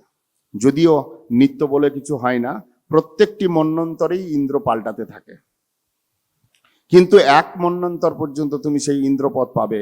এই জন্য তাকে শত অশ্বমেধ যজ্ঞের যে পরামর্শ দিয়েছিলেন, সেই যজ্ঞ করতে করতে 99টি যজ্ঞ করে ফেলেছেন। এই অবশেষ যজ্ঞ, এই যজ্ঞটি সম্পন্ন হলেই তার কার্য সিদ্ধি হয়। এমন সময় ভগবান বামনদেব তিনি সুন্দর মনোমোহক রূপ ধারণ করে মস্তকে ছত্র, হাতে কমণ্ডলু, ভিক্ষার ঝুলি কাঁধে এবং অজিন বস্ত্র পরিহিত হয়ে তিনি টুকটুক করে চললেন সেই নর্মদা নদীর তটে ভৃগুকচ্ছ নামক স্থানে। যখন সেখানে উপনীত হলেন, ভগবান তিনি এমনিই সর্বভূত অন্তর্যামী। প্রকৃতপক্ষে ভগবানই হলেন সকলের আপনজন। কি অসুর, কি দেব, কি দানব, কি মনুষ্য, কি পশু, কি পক্ষী, কি কীট, কি পতঙ্গ, যে কোনো জন্ম লাভ করুক না কেন, প্রকৃতপক্ষে সকলেই তো ভগবত অংশ আত্মা। যে দেহতে আমরা প্রবেশ করি না কেন, আমাদের সঙ্গে পরমাত্মা নিত্য সঙ্গী রূপে রয়েছেন। আমরা যেমন পুরঞ্জনের উপাখ্যান শ্রবণ করতে গিয়ে দেখলাম, পুরঞ্জন সখা হলাম সেই আমি, আর আমার একটি সখা যার নাম হলো অবিজ্ঞাত। অবিজ্ঞাত সখা অর্থাৎ পরমাত্মা, যিনি নিত্য আমার সঙ্গে রয়েছে। আমার পিতামাতা আমার সঙ্গে থাক বা না থাক, আমার প্রাণপ্রিয়া স্ত্রী আমার সঙ্গে থাক না থাক, আমার আত্মজ সন্তানগণ আমার সঙ্গে থাক বা না থাক, কিন্তু আমার পরমাত্মারূপী নিত্য বন্ধু, নিত্য মিত্র, নিত্য সখা তিনি আমার সঙ্গে রয়েছেন। অতএব তিনি যখন সামনে প্রকট হন, তিনি যে কোনো রূপ ধরে আসুন না কেন, তিনি বরাহ রূপে আসুন, তিনি কূর্ম রূপে আসুন, তিনি মৎস্য রূপে আসুন, যে কোনো রূপে আমার সম্মুখে আসুক, আমার চিত্তটা তার দিকে ধাবিত হবে, এটাই স্বাভাবিক। তাই সেই বামনদেবকে দর্শন করে সকলেরই চিত্তটা কিরকম যেন আকর্ষিত হতে লাগলো। এত এত ব্রাহ্মণকে দেখেছেন, এত এত সাধুদের দর্শন করেছেন, কিন্তু বামনদেবকে দর্শন করে সকলের চিত্ত কি সুন্দরভাবে যেন তার দিকে ধাবিত হচ্ছিল। ক্রমে সেই সুন্দর ছোট ছোট পায়ে এগোতে এগোতে যজ্ঞস্থলের মধ্যে প্রবেশ করলেন। যখন যজ্ঞস্থলে প্রবেশ করেছেন, এসে ভিক্ষা করছেন। রাজা যিনি যজ্ঞ করছেন তার সংকল্প, তার দ্বারে যতজন সাধু আসবেন, ব্রাহ্মণ আসবেন, তাদেরকে তিনি এত দান করবেন যাতে এই দান গ্রহণ করার পর আর অন্যত্র তার দানের প্রয়োজন না, দান গ্রহণের প্রয়োজনীয়তা না হয়। তাই রাজা বলি তিনি কমণ্ডলু নিয়ে হাতে জল দিয়ে সেই সংকল্প করবেন করে প্রস্তুত হয়ে জিজ্ঞেস করলেন, হে ব্রাহ্মণ, বলো তুমি কি চাও? ব্রাহ্মণ চাইছেন, তস্মাৎ ত্রীণি পদান্যেব বৃণী তদ বরদর সভাত। হে বরদ উত্তম, বরদাতাগণের মধ্যে শ্রেষ্ঠ, তুমি এই আমার পায়ের পরিমাপের 3 পাদ ভূমি তুমি আমাকে দাও। এই কথাটা শোনা মাত্রই প্রথমে বলি মহারাজ একটু অভিমান বসে, তিনি তো রাজা, তিনি ত্রিভুবনের রাজত্ব তার কাছে আছে। তিনি অভিমান বসে বললেন, হে ব্রাহ্মণ, তুমি দেখতে যেমন বালক, ঠিক তোমার বুদ্ধিটাও বালক সুলভ। যেমন বালকরা যখন কিছু চায়, তারা কি চাইছে তার ভালো মন্দ বোঝে না। হঠাৎ চাঁদের দিকে ইচ্ছা হলো, চাঁদটাকেই চেয়ে বসলো। হঠাৎ একটা পোকা দৌড়ে যাচ্ছিল, যেটা কামড়ে দিলে ক্ষতি হবে, পোকাটাকেই চেয়ে বসলো, জানেই না ভালো মন্দ। তাই বলছেন, তুমি তোমার নিজের স্বার্থটাও বোঝো না। তুমি 3 পাদ ভূমি চাইছো আমার কাছে এসে। আমি হলাম ইন্দ্রের রাজা, এই স্বর্গের রাজা, আমি ত্রিভুবন আমার অধীনে আছে। আমি চাইলে তোমাকে পৃথিবী, সপ্তদ্বীপময় পৃথিবীর একটা দ্বীপ পর্যন্ত তোমাকে দিয়ে দিতে পারি। রাজা, রাজ্য, প্রজা, সামন্ত, হাতি, ঘোড়া, ধন, সম্পদ সবকিছু তোমাকে প্রদান করতে পারি। তোমার এত কিছু সম্পত্তি লাভ করার সুযোগ থাকা সত্ত্বেও তুমি মাত্র 3 পাদ ভূমি, তাও কিনা তোমার পায়ের পরিমাণে 3 পাদ ভূমি তুমি যাচ্ছা করো। এটা শুনে বড় হাস্যস্কর বলে মনে হয়। তখন সেই ব্রাহ্মণ স্বরূপিণী ভগবান বলছেন, এ রাজন, যিনি তার প্রয়োজন যতটুকু সেই বস্তু গ্রহণে সন্তুষ্ট না হন, তাকে যদি তুমি রাজ্যপদ দাও, তিনি রাজ্যপদের পরে পৃথিবীর পদ চাইবেন। তাকে যদি পৃথিবীর পদ দাও, পৃথিবীর পরে দ্বীপ চাইবেন। একটা দ্বীপ পেলে সপ্তদ্বীপ চাইবেন, সপ্তদ্বীপের পরে সমগ্র লোক চাইবেন, তারপর স্বর্গরাজ্য চাইবেন, 14 লোক চাইবেন, 14 লোক উপরে গিয়ে ব্রহ্মপদ পর্যন্তও যদি তিনি পেয়ে যান, তথাপিও তার চিত্তের অভাব মিটবে না। এটাই শাস্ত্রে কীর্তন করা আছে। এই জন্য যারা বিবেকী পুরুষ হন, তারা কোনোদিন প্রয়োজন অতিরিক্ত বিষয়েতে লালসা করেন না। এটাই শাস্ত্রের বিধান, এটাই সাধুগণের আচরণ। অতএব আমার প্রয়োজন ওই 3 পাদ ভূমি। আপনি যদি 3 পাদ ভূমি দানে আমায় কৃতার্থ করেন, তবেই আমি ধন্য হব, আমার অন্য কিছু প্রয়োজন নেই। যখন এইরকম ভাবে তিনি সুতত্ত্ব প্রকাশ করলেন, তখন রাজা বলি তাকে সংকল্প করতে লাগলেন দিবেন বলে। এমন সময় হঠাৎ শুক্রাচার্য এসে সাবধান করলেন, দাঁড়াও, এত বড় সাধু জগতে সহজে মেলে না, 3 পাদ ভূমি নিয়ে সন্তুষ্ট থাকবে। আমি তোমাকে বলছি, এ হলো কপট বিষ্ণু, দেবতাদের সাহায্য করবার জন্য এবং তোমার বিনাশ সাধন করবার জন্য এই রকম একটা কপট বেশ ধারণ করে তোমার কাছে এসেছে, তোমাকে ছলনা করবে বলে এসেছে। অতএব হে রাজন, তুমি কোনোভাবেই তাকে সংকল্প সিদ্ধ হবে না। রাজন বলছেন, আমি যদি সর্বহারা হয়ে যায়, আমি যদি নরকগামীও হই, তাতেও আমার ভয় লাগে না, কিন্তু আমি সংকল্পের থেকে বিমুখ হতে আমার বড় ভয় লাগে। ব্রাহ্মণকে, সাধুকে যে কথা দিয়েছি, সাধুর সাথে কপটতা করতে আমার বড় ভয় হয়। সেই জন্য হে গুরুদেব, আমি এই কার্য করতে পারবো না। আমি এই যজ্ঞ করবার পূর্বেই সংকল্প নিয়েছি, যিনি আমার এই যজ্ঞস্থলিতে এসে কোনো কিছু যাচ্চা করবেন, প্রার্থনা করবেন, তার অভীষ্ট সিদ্ধি করব। যদি আমি আমার কথার থেকে ঘুরে যাই, তাহলে আমি কুলের মধ্যে, আমার কুলেই আমি মুখ দেখাতে পারবো না। ভগবত ভক্তের অনাদর হেতু আমার যে অপযশ, আমার যে অমঙ্গল হবে, সেই অমঙ্গল আমি সহ্য করতে পারবো না। তার থেকে যদি আমার ভগবান বিষ্ণু এসে যান আপনার কথা মতো, আপনি বলছেন ভগবান বিষ্ণু, ভেবে দেখুন, যে ভগবান সেনেই লাভেন সমং প্রশান্তম, যিনি নিজ লাভে পরিপূর্ণ, যার কোনো অভাব নাই, সে যদি আমার কাছে যাচা করে, কোনো কিছু প্রার্থনা করে, এর থেকে বড় ভাগ্য আর কিছু হতে পারে কি? যে জগৎবাসী তার কাছে কিছু না কিছু প্রার্থনা করতে থাকে, সেই ভগবান এসে আমার কাছে বলছে তুমি আমাকে দাও।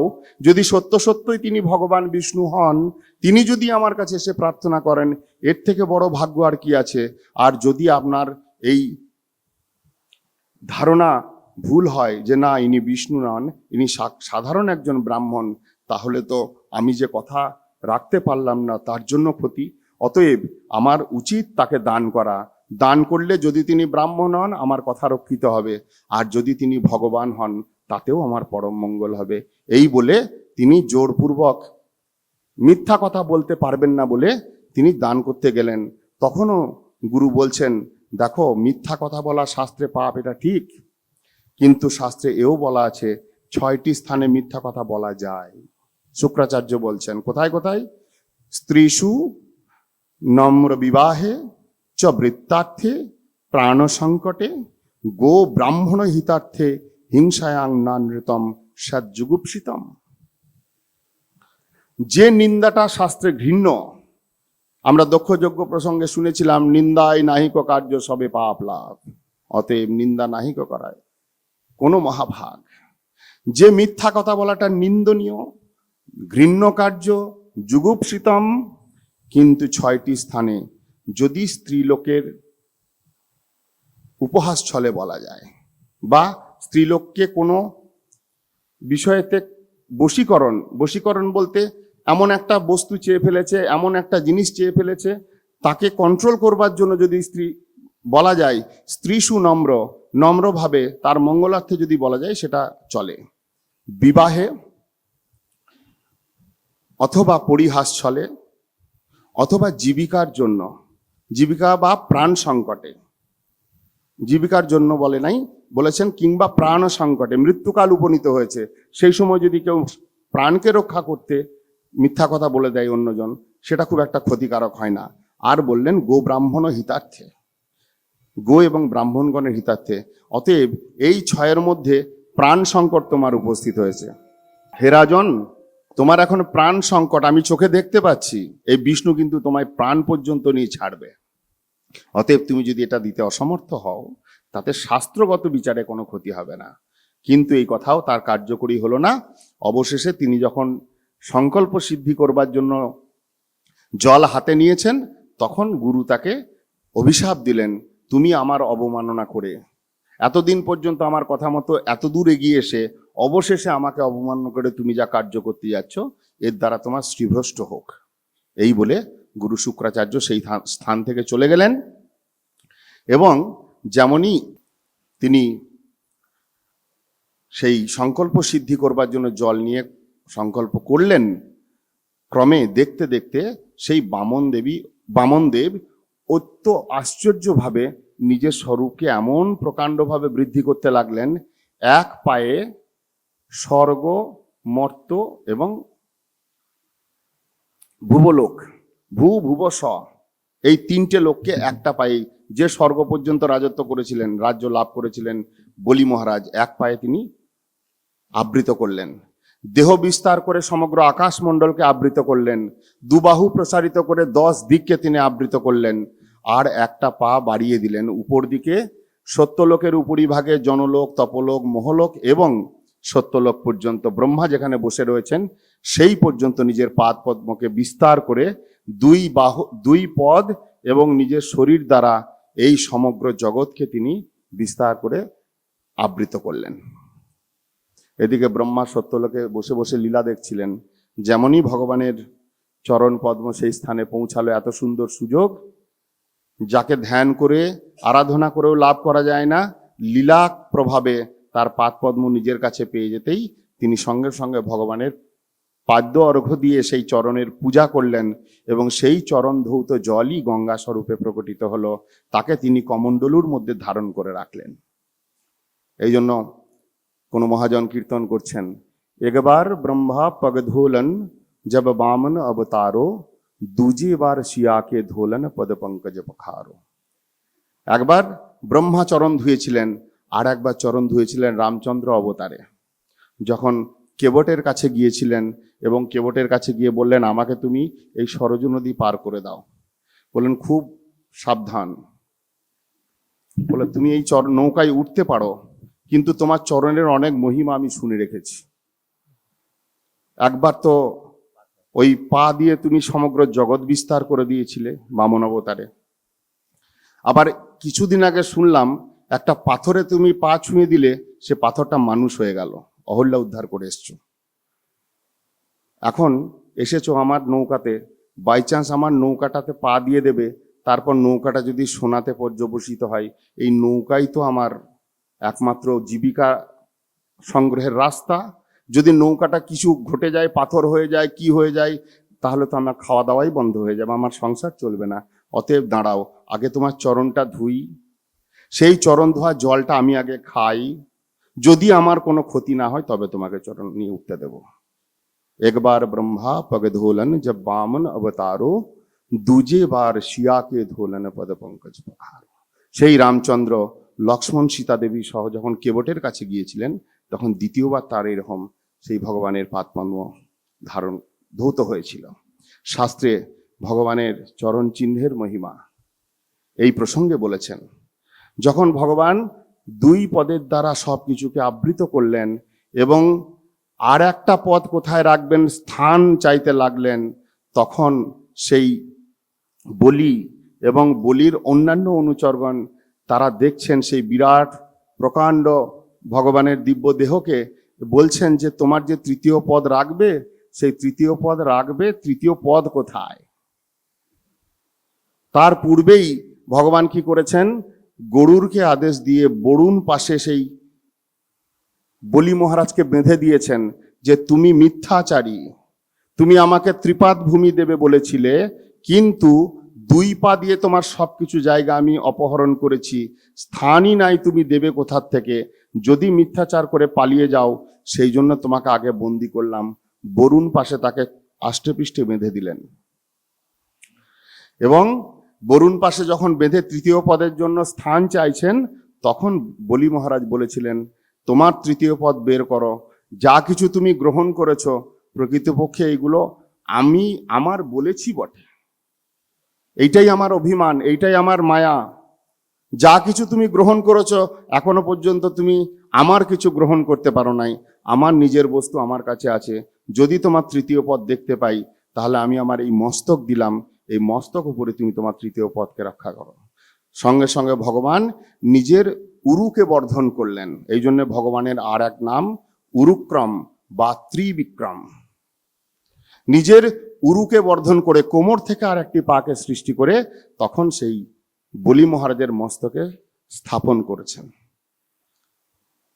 পরীক্ষিত মহারাজকে বলছেন, যখন এরকম বরুণ পাশে বন্ধন করে রেখেছিলেন, সেখানে প্রহ্লাদ মহারাজ পর্যন্ত এসে ভগবানের বিবিধ স্তব স্তুতি করেছিলেন এবং এই বলি মহারাজের ভাগ্যের প্রশংসা করেছেন স্বয়ং প্রহ্লাদ মহারাজ, যে আমারই কুলে বলি মহারাজ হচ্ছেন প্রহ্লাদের নাতি, প্রহ্লাদ পুত্র বিরোচন, বিরোচনের পুত্র বলি, আমার বংশে এসে এ এত বড় সৌভাগ্য লাভ করেছে, যে সৌভাগ্য অন্যান্য দেবতাগণ পর্যন্ত পায় না, এমনকি ব্রহ্মা শিবাদি দেবতাগণ পর্যন্ত পায় না। হে প্রভু, এই সংসারে আমরা অসুর কুলেতে এসেছি, এই সংসারে প্রত্যেকেই মায়া দ্বারা আবদ্ধ, তুমি একে মায়ার থেকে রক্ষা করবার জন্য নিজের বরুণ পাশ দিয়ে বেঁধে দিয়েছ, তোমার পাশেতে আবদ্ধ থাকা বরং ভালো, সেই জীব আর কোনোদিন মায়ার দ্বারা আবদ্ধ হবে না। এত বড় সৌভাগ্য লাভ করেছিল বলি, সেই জন্য সেই প্রহ্লাদ মহারাজ বলিকেও প্রণাম করলেন এবং সেই ভগবান বামন দেব, ত্রিবিক্রম দেব, উরুক্রম ভগবানকে প্রাণ ভরে প্রণাম করে তার মহিমা প্রশংসা করতে লাগলেন। বলছেন বলি মহারাজের পূর্ণ আত্মসমর্পণ। নবধা ভক্তির মধ্যে যে আত্মনিবেদন ভক্তি, সেই আত্মনিবেদন ভক্তিতে বলি মহারাজ সিদ্ধি লাভ করেছিলেন। ভগবানের যে চরণ, সেই চরণের মহিমা কি? ভগবানের চরণ চিহ্নের মধ্যে ধ্বজ, বজ্র, অঙ্কুশ, পতাকা, শঙ্খ আদি বিবিধ চিহ্নের দ্বারা সেই চরণের মহিমা বিস্তার করেছে শাস্ত্র। ভগবানের যে চক্র রয়েছে চরণের মধ্যে, যে চক্র ভক্তকে সর্বক্ষণ সর্বভাবে রক্ষা করে, ভক্ত রক্ষা লাগি সদা করেনও তিনি প্রস্তুত। এই জন্য শ্রীমন্দিরের উপরে প্রভুপাদ চক্রে স্থাপন করেছেন। কেন সেই চক্র? কারণ ভক্ত রক্ষা লাগি তিনি সদা প্রস্তুত। ভক্তের ভক্তি জীবনকে রক্ষা করবার জন্য চক্র আছে। অতএব মা ভয়ী, যদি ভগবানের পাদপদ্ম কেউ আশ্রয় করে, তার ভয়ের কোনো জায়গা নেই। অশোক, অভয়, অমৃত আধার। তার চরণে ছত্র রয়েছে, যে ছত্র এই ত্রিতাপ থেকে দূরীভূত করে। জব মনকে যশোধান করে এবং বজ্র এই মনটাকে ভেঙে চুরমার করে একটা শুদ্ধ মন পরিণত করে, যে মনের দ্বারা ভগবানের আরাধনা করা যায়। অঙ্কুশ মনরূপ হস্তিকে যেমন মাহুত অঙ্কুশ দিয়ে হাতির যে প্রমত্ততা সেটাকে দমন করে দেয়, সেরকম ভগবানের পাদপদ্মস্থিত অঙ্কুশ আমার মনরূপ হস্তি, যেটা বড়ই চঞ্চল। স্বয়ং গীতাতে অর্জুন পর্যন্ত বলেছেন, চঞ্চলহি মন কৃষ্ণ প্রমাতি বলব দৃঢ়ম। তোমার সমস্ত কথা আমি শুনছি কৃষ্ণ, তোমার সমস্ত উপদেশ আমার ভালো লাগছে, কিন্তু আমার মনটা এত চঞ্চল, ওই উপদেশগুলোকে আচরণ করব তাতে আমার মনটা বাধা দিচ্ছে। এই মনকে কি করে সংযত করা যায়? ভগবানের পাদপদ্মস্থিত অঙ্কুশ সেই প্রতীক। নিরন্তর আমাদের মনকে সেই অঙ্কুশ দ্বারা ভগবান শাসন করে, অঙ্কুশ দ্বারা দমন করে মনটাকে হরিসেবায় লাগিয়ে দেন। এই জন্য ভগবানের পাদপদ্ম যদি আশ্রয় করা যায়, এই রূপে যত রকম অনর্থ রয়েছে সব অনর্থের দূরীভূত হয়ে জীবন পরম মঙ্গলদায়ী হতে পারে। এই প্রসঙ্গে ভাগবতে বলেছেন, নিঃশ্রেয় স্বার্থী দুঃসঙ্গম ত্যাজেত। যিনি নিঃশ্রেয় স্বার্থী হবেন তিনি অবশ্যই দুঃসঙ্গকে পরিত্যাগ করবেন। পঞ্চম স্কন্ধের কথায় আমরা শুনেছিলাম যে কি কি দুঃসঙ্গ ছিল। স্বজন, গুরু, পিতা, মাতা, দেবতা, পতি যদি হরি সেবার প্রতিকূল্য হয়। হরি সেবা প্রাতিকূল্যে কুতঃ গুরুর গুরুত্তম। এই জন্য বলি মহারাজ নিজের গুরুকে পর্যন্ত ত্যাগ করে দিলেন। বলি শুক্রম ইব, বিভীষণম রাবণম ইব, প্রহ্লাদ সপিতাম ইব, ভরত সমাতাম ইব। এরা নিজ নিজ পরিবার পরিজন, পিতা মাতা, গুরু, দেবতা, ভাই, স্বজন সকলকে পরিত্যাগ করেছেন। কি জন্য? নিঃশ্রেয় স্বার্থী দুঃসঙ্গ ত্যাজেত। ভাগবতের একটি শিক্ষা, এই বলি মহারাজের প্রসঙ্গের একটি শিক্ষা। যদি নিঃশ্রেয়স চাও, ধৃত্তা বলি সম। প্রহ্লাদ মহারাজ যখন এসে বলছেন যে তুমি কৃপা করেছ, তুমি একে বন্ধন দশা করিয়ে দিয়েছ, তুমি একে মায়াতে আসক্ত হতে দাও নাই, তোমার এই শাসনটাই সবচেয়ে বড় মঙ্গল, তখন ভগবান বলছেন ধৃত্যা বলি সম। বলির মতো ধৈর্যবান কয়জন আছে? কোথায় ত্রিভুবন বিজয়ী, কোথায় স্বর্গের আধিপত্য লাভ করা রাজা, তাকে এসে আমি যখন প্রথমে দান নেওয়ার ছলনা করে তার সমগ্র রাজ্যকে হরণ করলাম, তখনও স্থির। তার পূর্বে নিজ গুরুদেবের দ্বারা অভিশপ্ত হয়েছে। গুরুদেব বলছেন তুমি শ্রীভ্রষ্ট হবে। যে গুরুদেবের কথায় এত দূর এগিয়ে এসছেন, 99টা অশ্বমেধ যজ্ঞ করেছেন, যে গুরুদেবের পরামর্শ অনুসারে তিনি রাজ্যকে লাভ করেছেন, ইন্দ্রাদি দেবতাগণকে পরাজিত করতে পেরেছেন, সেই গুরুদেবকে তখন অস্বীকার করলেন, না আমি হরিসেবার থেকে প্রতিকূলতে যাব না। সেই জন্য গুরুদেব তাকে শ্রীভ্রষ্ট করে অভিশাপ দিয়ে চলে গেলেন, তাতেও তিনি ভীত হন নাই। ধৃত্তা বলি সম, যখন আমি তাকে বরুণ পাশে বেঁধে দিয়েছি তখনও সে পর্যন্ত স্থির, এবং আমি যখন তার মস্তক উপরই নিজ পদ স্থাপন করছি তখনও সে স্থির। কেন আমি তাকে রক্ষা করব না? ভগবান সর্বভাবে রক্ষা করেন। তুমি তো রক্ষক আর পালক আমার, তোমার চরণ বিনা আশা নাহি আর। বলি মহারাজ এই জন্য, যখন বলি মহারাজ এইভাবে কৃপা পাচ্ছেন, স্বয়ং ব্রহ্মা পর্যন্ত এসে সেখানে বলির ভাগ্যের প্রশংসা করেছেন। বলির পত্নী বিন্ধ্যাবলী তিনি বলছেন, এই জগতে প্রকৃতপক্ষে আমরা অভিমান করে মরি যে এটা আমার, আমি তোমাকে দিলাম।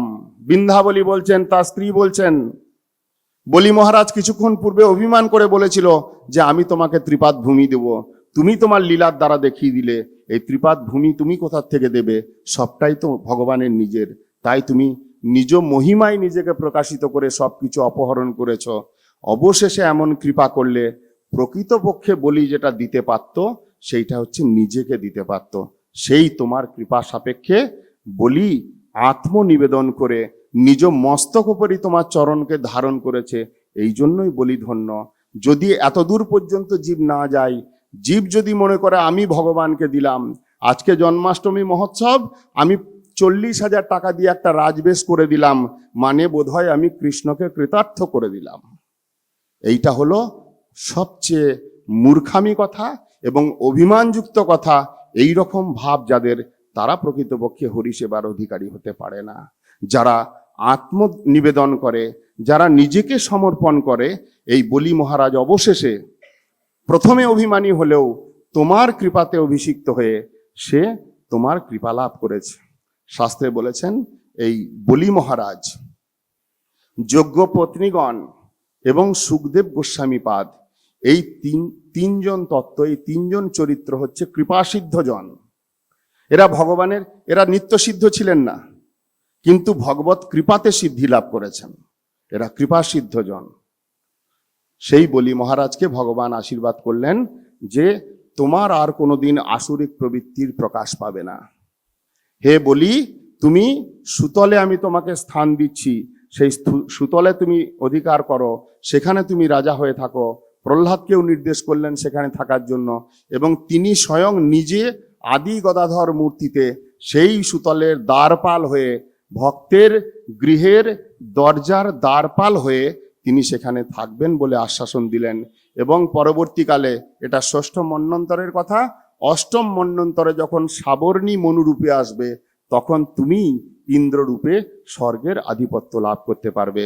এই রূপ আশীর্বাদ করে ব্রহ্মাকে সেই সুতলে বলি মহারাজকে প্রেরণ করে ভগবান সেই বলি মহারাজের থেকে স্বর্গরাজ্য দেবতা ইন্দ্রকে দিয়েছিলেন, এবং নিজে দেবতাগণের ছোট ভাই ইন্দ্রের ছোট ভাই উপেন্দ্র নাম ধরে কিছুকাল স্বর্গে বিলাস করেছিলেন। এই রূপে বামন অবতারের কথা শ্রীমদ্ ভাগবতে তার যশকথা কীর্তিত হয়েছে। শ্রাদ্ধদেব সত্যব্রত রাজা, ইনি এই বৈবস্বত মন্বন্তর, যে 7ম মন্বন্তর, তার 1ম মনুরূপে প্রাদুর্ভূত হলেন। 6ষ্ঠ মন্বন্তরের শেষে যখন তিনি একদিন নদীতে তর্পণরত অবস্থায় হঠাৎ তর্পণ করছেন, হাতের মধ্যে একটা ছোট্ট মাছ এসে পড়েছে জলের মধ্যে।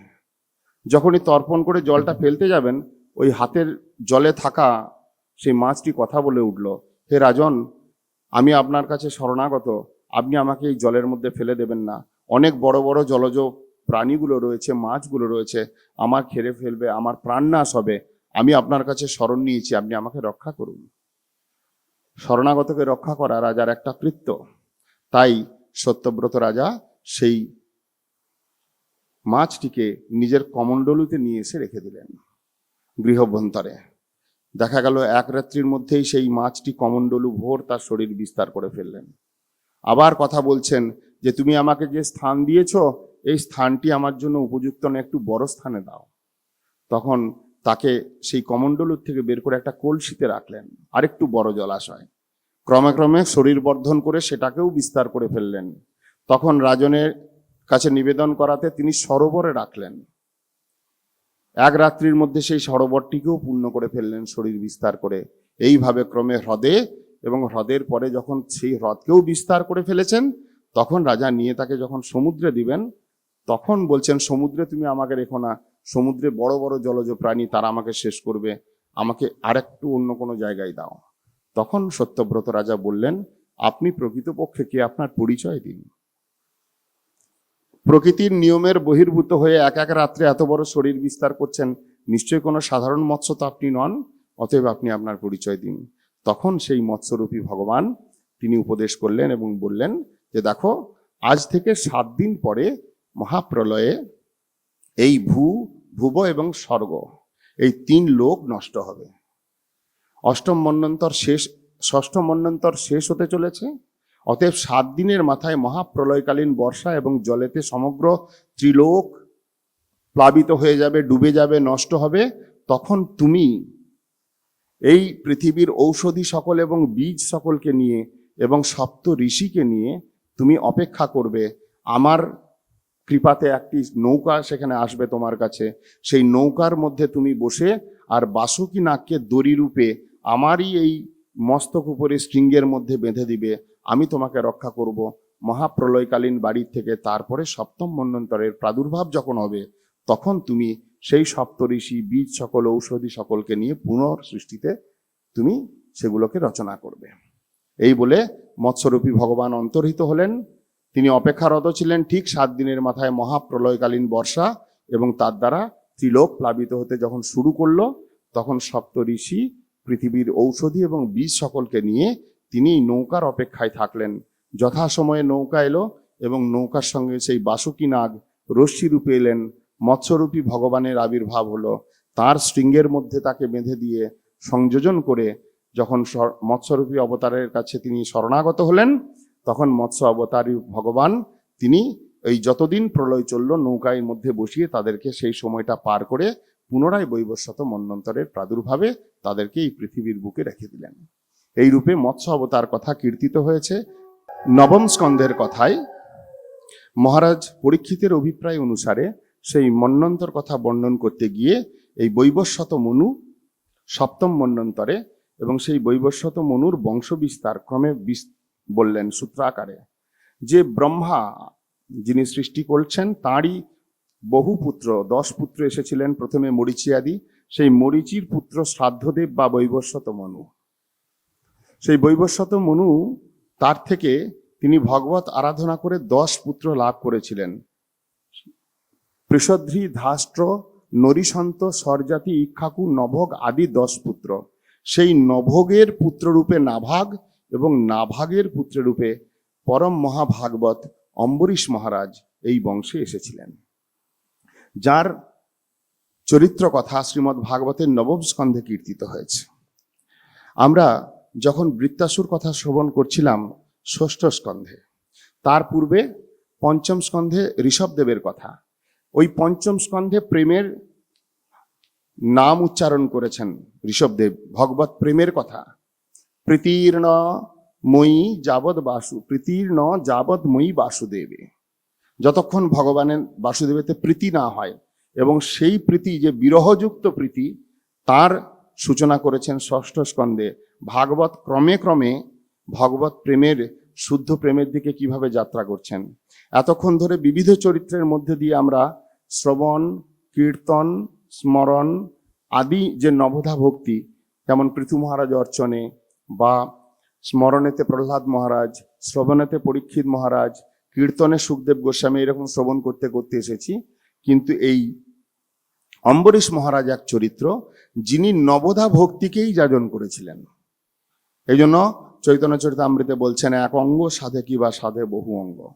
কেউ এক অঙ্গ সাধন করতে পারে, অথবা কেউ বহু অঙ্গ, সমগ্র অঙ্গকেই সাধন করতে পারে। নিষ্ঠা হইতে উপজয় প্রেমের তরঙ্গ। এই অম্বরীশ মহারাজ ছিলেন যিনি নবধা ভক্তিকেই যাজন করেছিলেন, এবং তার ভক্তির বল এত দূর পর্যন্ত ছিল, নিজ ভক্তি বলে ব্রহ্মসাপকে পর্যন্ত বিনাশ করতে সমর্থ হয়েছিলেন।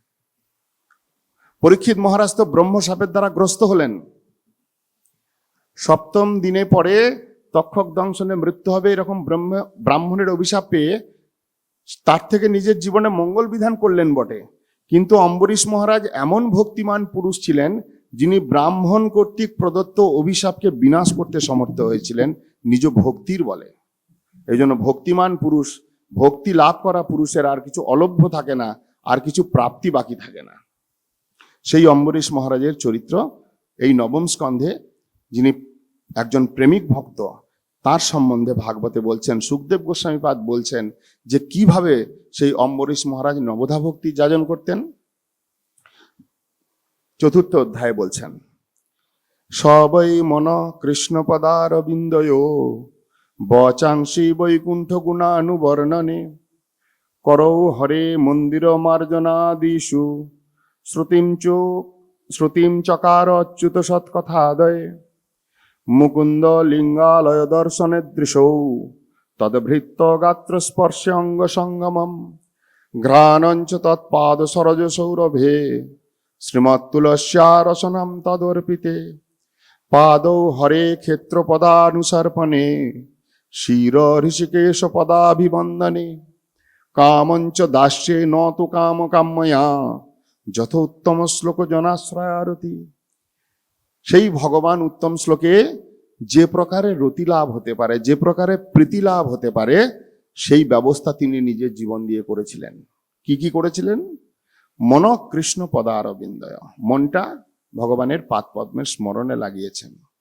বচাংসি বৈকুণ্ঠ গুণানুবর্ণনে, নিজের বাক শক্তি যদি আছে, সেই বাক শক্তিটা ভগবানের গুণমহিমা কীর্তন করবার জন্য অর্পণ করেছিলেন।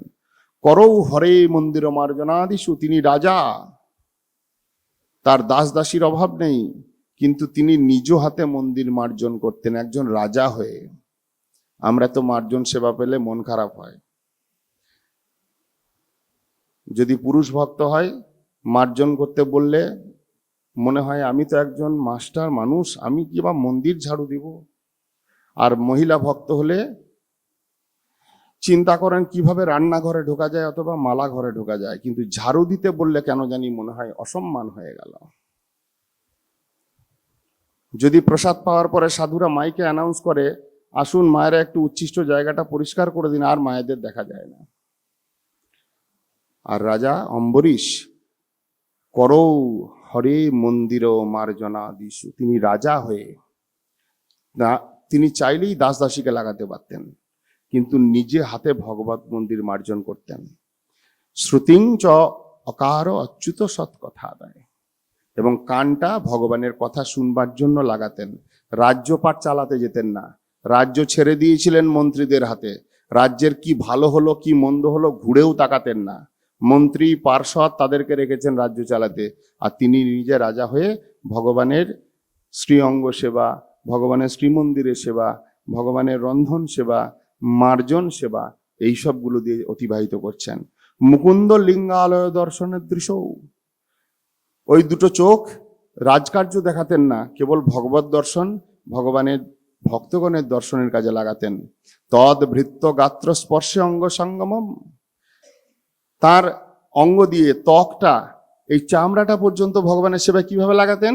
ভগবত ভক্তগণকে প্রণাম করা, সেই রকম উন্নত ভক্ত হলে বা সমবয়স্কী ভক্ত হলে তাদেরকে আলিঙ্গন আদির দ্বারা নিজের এই দেহকে পবিত্র করবার প্রয়াস করতেন।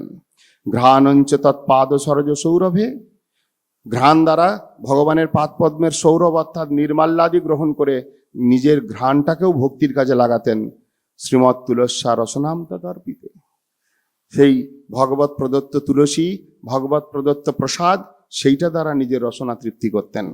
পাদৌ হরে ক্ষেত্র পদানুসর্পণে, নিজের নিম্নাঙ্গ, শরীরের নিম্নাঙ্গ পা দুটিকে কাজে লাগাতেন ভগবানের তীর্থযাত্রাদি কার্যে, শ্রী মন্দির পরিক্রমে বা ভক্ত সঙ্গ লাভ করবার মানসে।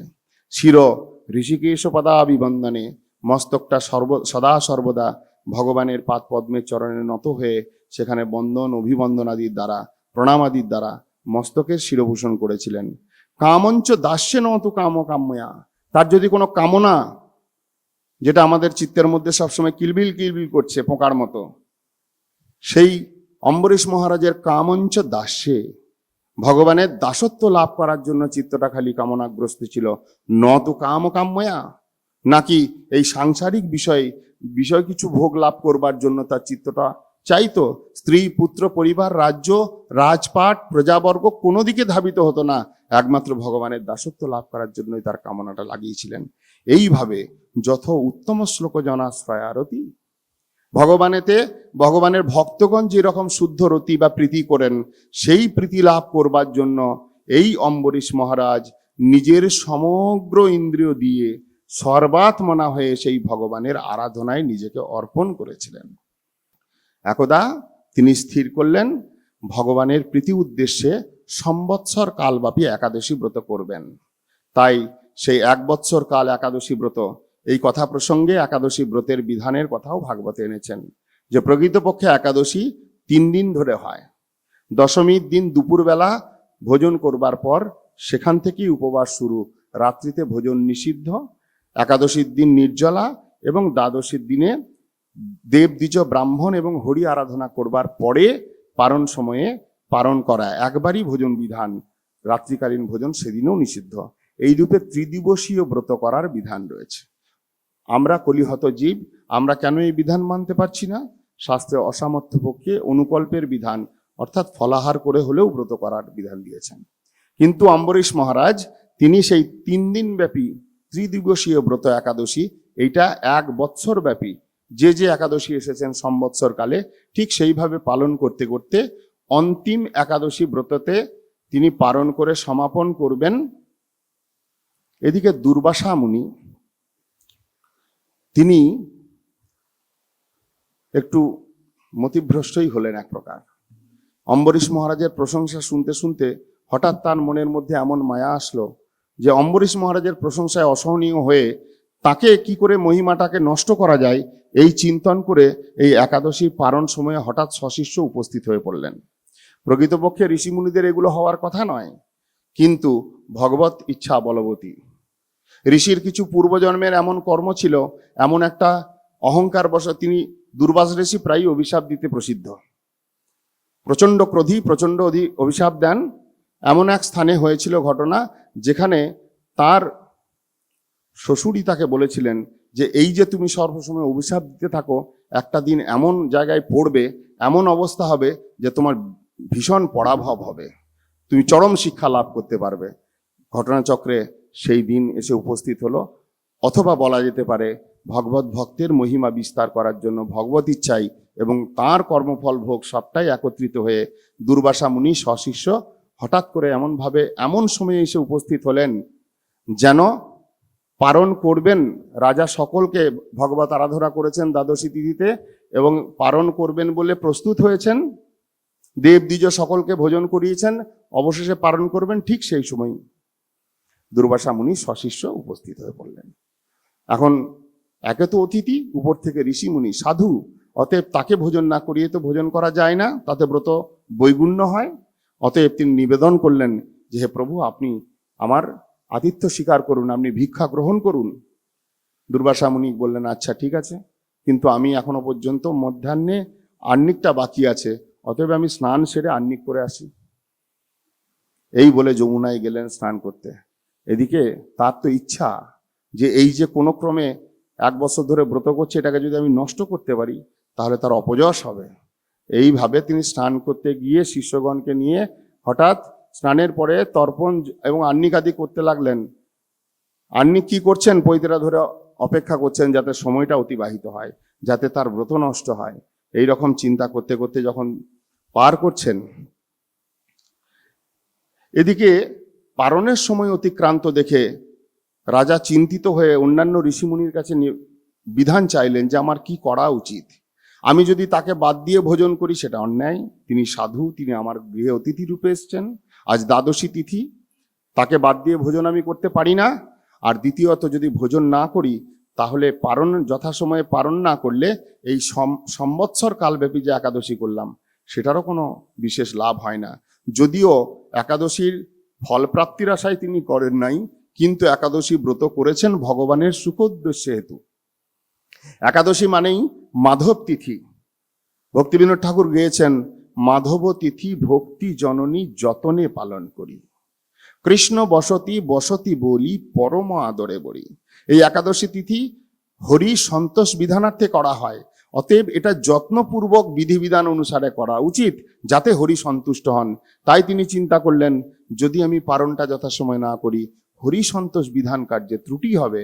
তাই যখন বিধান চাইলেন, ঋষি মুনিগণ বাকিরা যারা ছিলেন তারা বললেন, দেখো তুমি তো নির্জলা ব্রত করেছ, অতএব তুমি ভগবানের চরণামৃত গ্রহণ করে পালন করতে পারো। চরণামৃত, চরণধৌত জল, জলটা ভক্ষণের মধ্যেও পড়ে না, অথচ যেহেতু তুমি নির্জলা করেছ, অতএব চরণামৃতের দ্বারা তোমার ব্রতের পালনটাও রক্ষিত হয়। এই রকম ভাবে বিধান দিলে সেই বিধানের অনুসারে তিনি চরণামৃত ভগবানের নিয়ে যেমনই পালন করবেন বলে নিয়েছেন। ঋষি তো অপেক্ষায় ছিলেন যে এইরকম কিছু একটা ঘটুক, যাতে করে আমি অম্বরীশের মহিমাকে নষ্ট করতে পারি। তৎক্ষণাৎ সেখানে পৌঁছে অম্বরীশকে ভীষণভাবে কটু বাক্যের দ্বারা ভৎসনা করে, তুমি বিরাট বড় বৈষ্ণব হয়েছ, তোমার এত বড় অভিমান, তোমার এত বড় অহংকার যে তুমি সাধুদেরকে পর্যন্ত অস্বীকার করছো, সাধুর সম্মান করবার মতো সাধারণ বুদ্ধি তোমার নেই, তুমি নিজেকেই বড় সাধু মনে করেছ।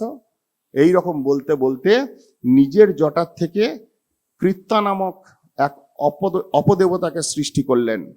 জটা ছিঁড়ে কৃত্তা নামক এক অপদেবতা সৃষ্টি করলেন এবং আদেশ দিলেন, যাও এই অম্বরীশ মহারাজকে গিয়ে এক্ষুনি বিনাশ করো। একদম জ্বলন্ত অগ্নি সদৃশ সেই অপদেবতা কৃত্তা প্রবল প্রচন্ড বেগে অম্বরীশের দিকে যখন ধাবিত হচ্ছেন, অম্বরীশ মহারাজ তিনি ভগবত ভক্ত। শিবজির কাছে আমরা পূর্বেই শুনেছি, নারায়ণা পরা ভক্তা ন কুতশ্চ ন বিভ্যতি। ভগবানের ভক্তগণ কোনো অবস্থাতেই ভয়ভীত হন না, জীবনের যে কোনো পরিস্থিতি এসে যাক না কেন, কারণ তারা জানে ভগবান তিনিই রক্ষক, তিনিই পালক, তিনি চাইলেই আমি রক্ষিত হব, তিনি চাইলেই আমার বিনাশ হবে। অতএব সবটাই ভগবানের পাদপদ্মে রেখে তারা শান্ত থাকতে সমর্থ হন।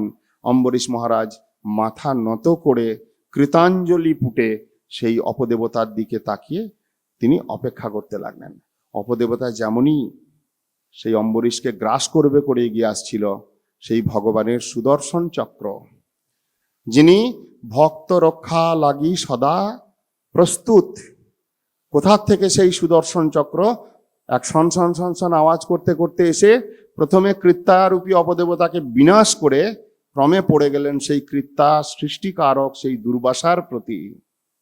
দুর্বাসা সচক্ষে দেখছেন, যেমনই সুদর্শন তার দিকে দৌড়ে আসছে, বুঝেছেন এর হাত থেকে নিষ্কৃতি পাওয়া এ আমার সাধ্যের মধ্যে পড়ে না। তাই ছুটতে ছুটতে ছুটতে ছুটতে নিজের প্রাণ রক্ষা করবার জন্য এদিক ওদিক দৌড়তে দৌড়তে অবশেষে ব্রহ্মার কাছে সত্যলোকে পৌঁছলেন। ব্রহ্মাকে গিয়ে ইতিবৃত্তান্ত শোনালেন। ব্রহ্মা যখন দেখছেন যে দূরে সুদর্শন অপেক্ষারত, এখান থেকে বেরোলেই তাকে বিনাশ করবে, বললেন, আমার ভগবত সেবক এই সুদর্শনকে প্রশমিত করা আমার ক্ষমতার বাইরে, অতএব তুমি আমার কাছ থেকে চলে যাও। সেখান থেকে ব্যর্থ মনোরথ হয়ে শিবজি বললেন, আমি পাশুপত অস্ত্রধারী হতে পারি, কিন্তু ভগবানের অস্ত্র, আমরা সেই ভগবানের দাস, তার সেবক, অতএব তার সেবককে আমরা আদেশ দিতে পারি না, অতএব আমিও তোমার কোনো সাহায্য করতে পারবো না।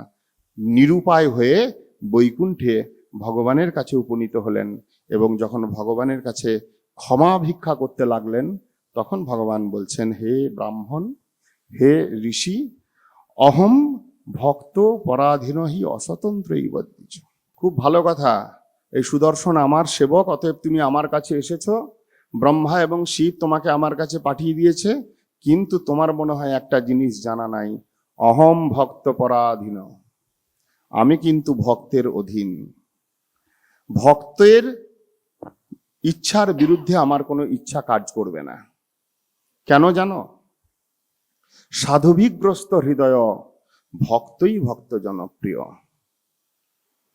সাধুব হৃদয়ং মধ্যম সাধুনাম হৃদয়ন্তুহম মদন্নতে ন জানন্তি নাহং তেভ্যমনাগপি। এই সাধুগুলো এরা আমাকে ছাড়া কিছুই জানে না। সাধব হৃদয়ং মধ্যম, ওদের হৃদয়টা আমা দ্বারা পরিপূর্ণ, ওদের নিজের বলে পর্যন্ত কিছু নেই। তাই সাধুনাং হৃদয়ন্তু অহম, আমার হৃদয়টাও এখানে যদি কেউ থাকতে পারে আমার হৃদয়ে যদি কারোর বসবাস থাকে সেই সাধুগণেরই বসবাস। মদন্নতে ন জানন্তি না হং তেভ্য মনাগপি। আমি এদের ছাড়া কিছু বুঝি না, আর এরা আমাকে ছাড়া কিছু বোঝে না। রাধারানী বলেছিলেন, রাধারানীর ভাবে বিভাবিত হয়ে মহাপ্রভু বলেছিলেন জগন্নাথ দেবকে লক্ষ্য করে, আনের হৃদয় মন মোর মন বৃন্দাবন মনে বনে এক করি মানি। রাধারানী ভাবটা প্রকট করছেন। যখন 100 বছর পরে দ্বারকায় দেখা, এই কুরুক্ষেত্রে দেখা, দেখেও কৃষ্ণকে দেখেও সুখী হতে পারছেন না, ওই ভাব, ওই বেশ, ওই সঙ্গ। তখন বলছেন, আনের হৃদয় মন মোর মন বৃন্দাবন। এই জগতে যাদের ব্যক্তি রয়েছে, পুরুষ রয়েছে, জীব রয়েছে, তাদের হৃদয়টা মন, তাদের নিজের মন, আমাদের মন রয়েছে।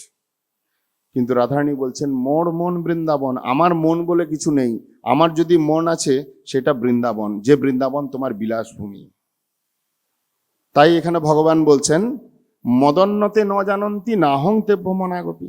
তারা তাদের নিজের বলে কিছু রাখে নাই, হৃদয়টাকে ফাঁকা করে রেখে দিয়েছে আমার জন্য। আবার আমার হৃদয়টাকেও তারা সেই কারণেই জয় করতে সমর্থ হয়েছে।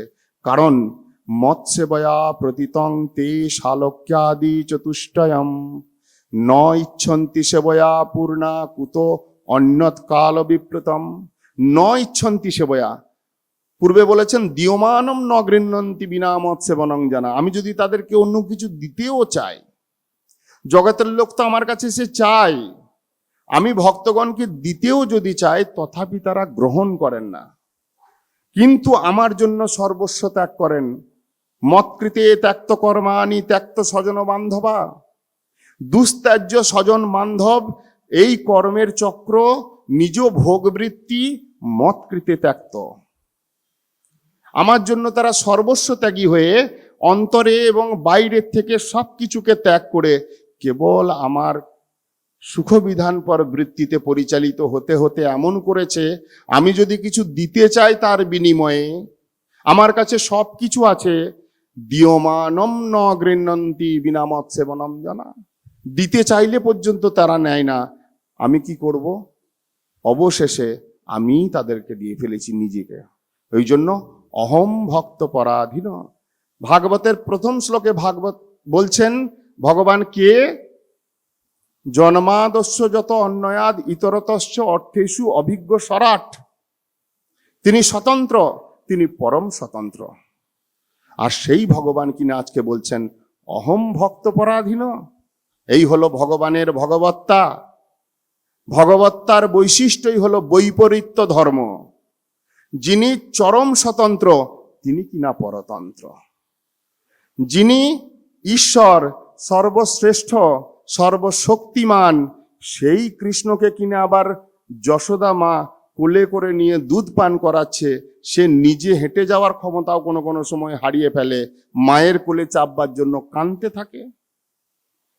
যশোদা মা বা নন্দ যশোদা, এই নন্দ মহারাজের পাদুকাটা একটু আনতে বলেছে। আমরা আগামীকালকে শ্রবণ করব বাল্যলীলা প্রসঙ্গে। দেখা যাবে যে সেখানে পাদুকাটা যে তুলবে সেই ক্ষমতাটুকুও তার কাছে নাই। তিনি কিন্তু সর্বশক্তিমান তত্ত্ব। শাস্ত্র বলছেন তার অংশের অংশ, তার বিষ্ণু তত্ত্ব, যার ব্রহ্মাণ্ড লুকিয়ে রয়েছে প্রত্যেকটা রোমকূপে, এত বৃহৎ যিনি, সে কিনা নন্দ মহারাজের পাদুকা তুলবার ক্ষমতা নাই। যার অংশের অংশ কলারূপে অনন্ত দেব নিজ মস্তক উপরই ব্রহ্মাণ্ডকে ধারণ করে রেখেছেন একটা সরসপ, মানে সর্ষের দানার ন্যায়, সেই ঈশ্বর তিনি এই রকম বৈপরীত্য ধর্মযুক্ত। এইটাই তার ভগবত্তার চরম বৈশিষ্ট্য। তাই তিনি বলছেন অহম ভক্ত পরাধীন হি অস্বতন্ত্র ইবদ্বিজ। আমি ভক্তের পরাধীন, আমি অস্বতন্ত্র। এই সাধুগুলো আমাকে কিনে ফেলেছে। আমার যে ভগবত্তা, আমার যে স্বতন্ত্রতা, আমার যে সর্ব ঐশ্বর্যতা, এ সব এরা নষ্ট করে দেয় কেবল তাদের ভক্তির দ্বারা, কেবল তাদের সেবার দ্বারা, কেবল আমাকে তারা যেভাবে প্রীতি করে সেই প্রীতির দ্বারা আমি বশীভূত হয়ে আমি তাদের কাছে দাস হয়ে থেকে যাই। বললেন যে পায়ে কাটা ফোটে মাথা দিয়ে কাটা বেরোয় না। যাও, সেই অপরাধ স্থান, তোমার দুর্বাসার অপরাধ স্থান কোথায়? সেই অম্বরীশ মহারাজ, তার কাছে তুমি ফিরে যাও। সে যদি তোমায় ক্ষমা করে দেয়, আমি তোমায় ধরে রাখবো না। তখন সেইখান থেকে দৌড়ে এসে, এদিকে এই সমস্ত ঘটনা ঘটতে ঘটতে 1 বৎসর কাল অতিবাহিত হয়েছে।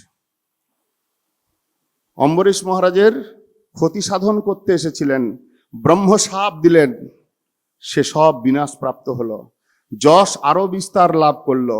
1 বৎসর কাল তিনি একাদশী ব্রত করেছেন, আর 1 বৎসর কাল তিনি দুর্বাসার জন্য অপেক্ষারত হয়ে আছেন, বিনা ভোজনে বিনা পান করে। কারণ তার গৃহে এসেছিলেন, তাকে ভোজন করাতে পারেন নাই। কিভাবে তিনি ভোজন করেন? বিমর্ষ হয়ে, উদ্বিগ্ন চিত্ত হয়ে কোথায় গেলেন সেই সাধু? তিনি অন্তরে ব্যথিত হয়ে অপেক্ষা করছেন। হঠাৎ দেখলেন দুর্বাসা দৌড়তে দৌড়তে এসে ভুলুণ্ঠিত হয়ে দণ্ডবাদ প্রণাম করতে লাগলেন সেই মুনি অম্বরীশ মহারাজকে। অম্বরীশ মহারাজও প্রতি প্রণাম করলেন, অন্তরে অন্তরে ব্যথিত হলেন যে আজকে আমার জন্য একজন ঋষিকে, একজন ব্রাহ্মণকে এত কষ্ট করতে হলো। তাই তিনি দৈন্য পরবশ হয়ে সেই সুদর্শন চক্রের মহিমা কীর্তন করতে করতে, হে সহস্র আরা অচ্যুত প্রিয়, সুদর্শন নমস্তুভ্যম সহস্র আরা অচ্যুত প্রিয়, সর্বাস্ত্র ঘাতিন বিপ্রায় স্বস্তি ভূয়া ইরস্পতে। তুমি সহস্র আরাযুক্ত, তুমি অচ্যুত প্রিয়, তুমি সর্ব অস্ত্রকে বিনাশ করতে সমর্থ।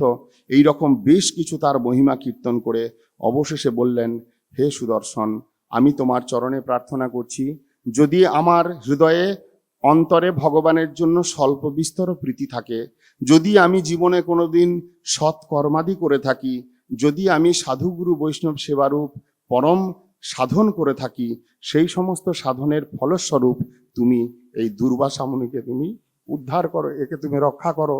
এর পিছনে তুমি তাকে বধ করবে বলে যে এসেছো, তুমি মোচন করো, একে তুমি রক্ষা করো। এই বলে যখন অম্বরীশ মহারাজ অন্তর থেকে প্রার্থনা করলেন, তখন সেই সহস্র আরা অচ্যুত প্রিয় সেই সুদর্শন তিনি সেখান থেকে সরে গেলেন।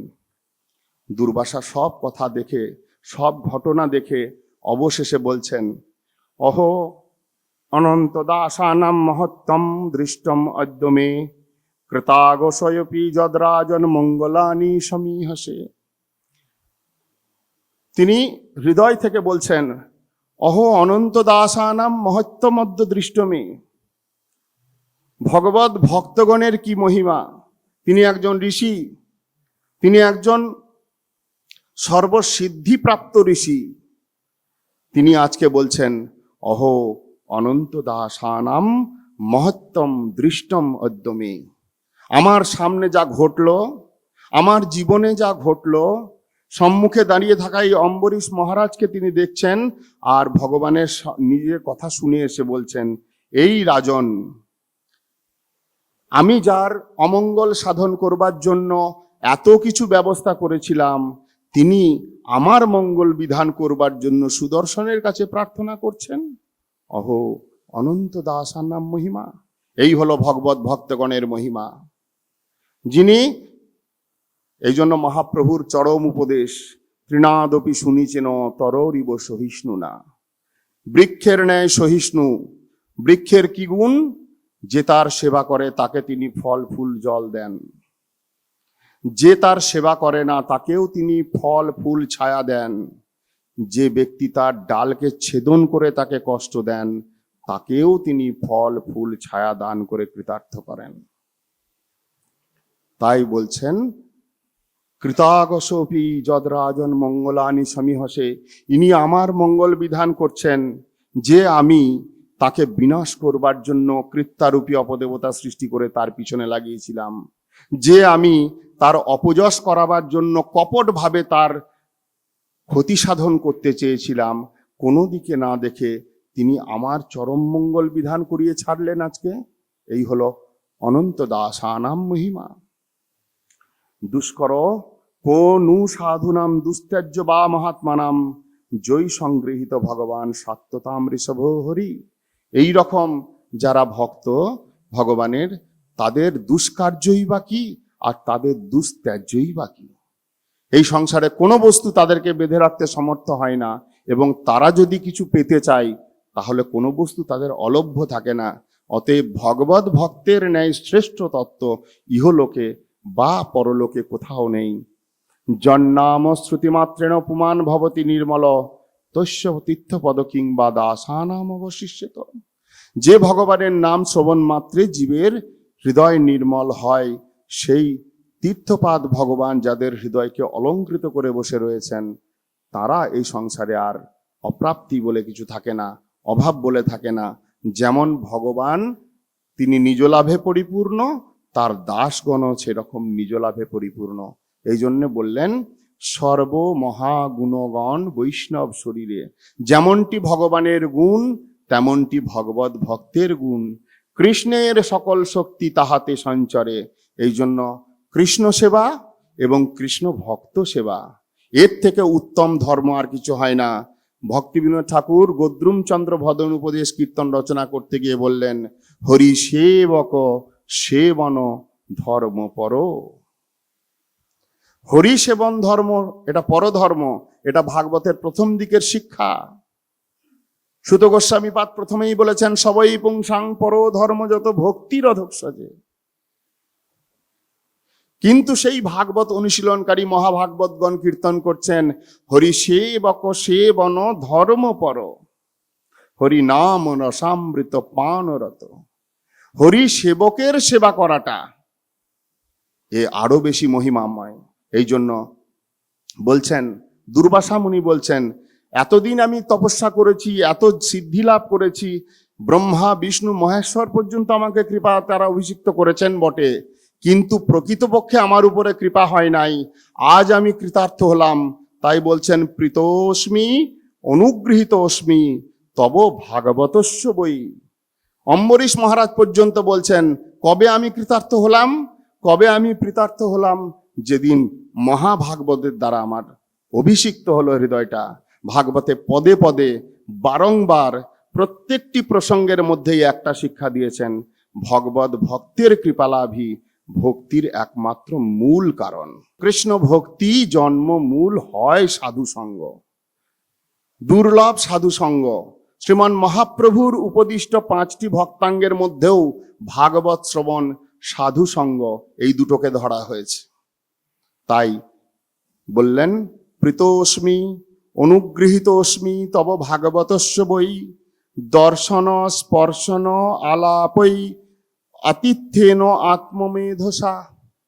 এই রকম মহাভাগবতের যদি দর্শন করা যায়, এই রকম মহাভাগবতের যদি চরণ স্পর্শন করা যায়, আর এই রকম মহাভাগবতের সাথে যদি আলাপ করা যায়, হৃদয়ের কথা যদি বিনিময় করা যায়, ভক্তির গোপন কথা যদি তার সাথে আমরা বিনিময় করতে পারি, যে কথার দ্বারা আত্মমঙ্গল সাধন হয়, যে কথার দ্বারা আত্মার প্রসন্নতা লাভ হয়, এইটাই জীবনের চরম প্রাপ্তি।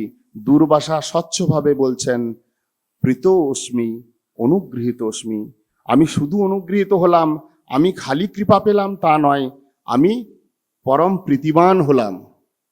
ইতপূর্বে দুর্বাসা প্রীতিবান ছিলেন না, জ্ঞানী ছিলেন, ঋষি ছিলেন, তপস্বী ছিলেন, কৃচ্ছ সাধনকারী ছিলেন, সিদ্ধি লাভ করেছিলেন, কিন্তু হৃদয়ে প্রীতির অভাব ছিল। প্রকৃতপক্ষে প্রীতি বা প্রেম সাধুসঙ্গ প্রভাবে জন্ম হয়। এই জন্য নিত্য সাধুসঙ্গ করা, আসক্তির সঙ্গে সাধুসঙ্গ করা, নিজের আত্মার মঙ্গলাকাঙ্ক্ষী হয়ে সাধুসঙ্গ করাই শ্রীমদ্ ভাগবতের একটি চরম উপদেশ। বাঞ্ছা কল্পতরুভ্যশ্চ কৃপা সিন্ধু। হরে কৃষ্ণ কৃষ্ণ কৃষ্ণ হরে হরে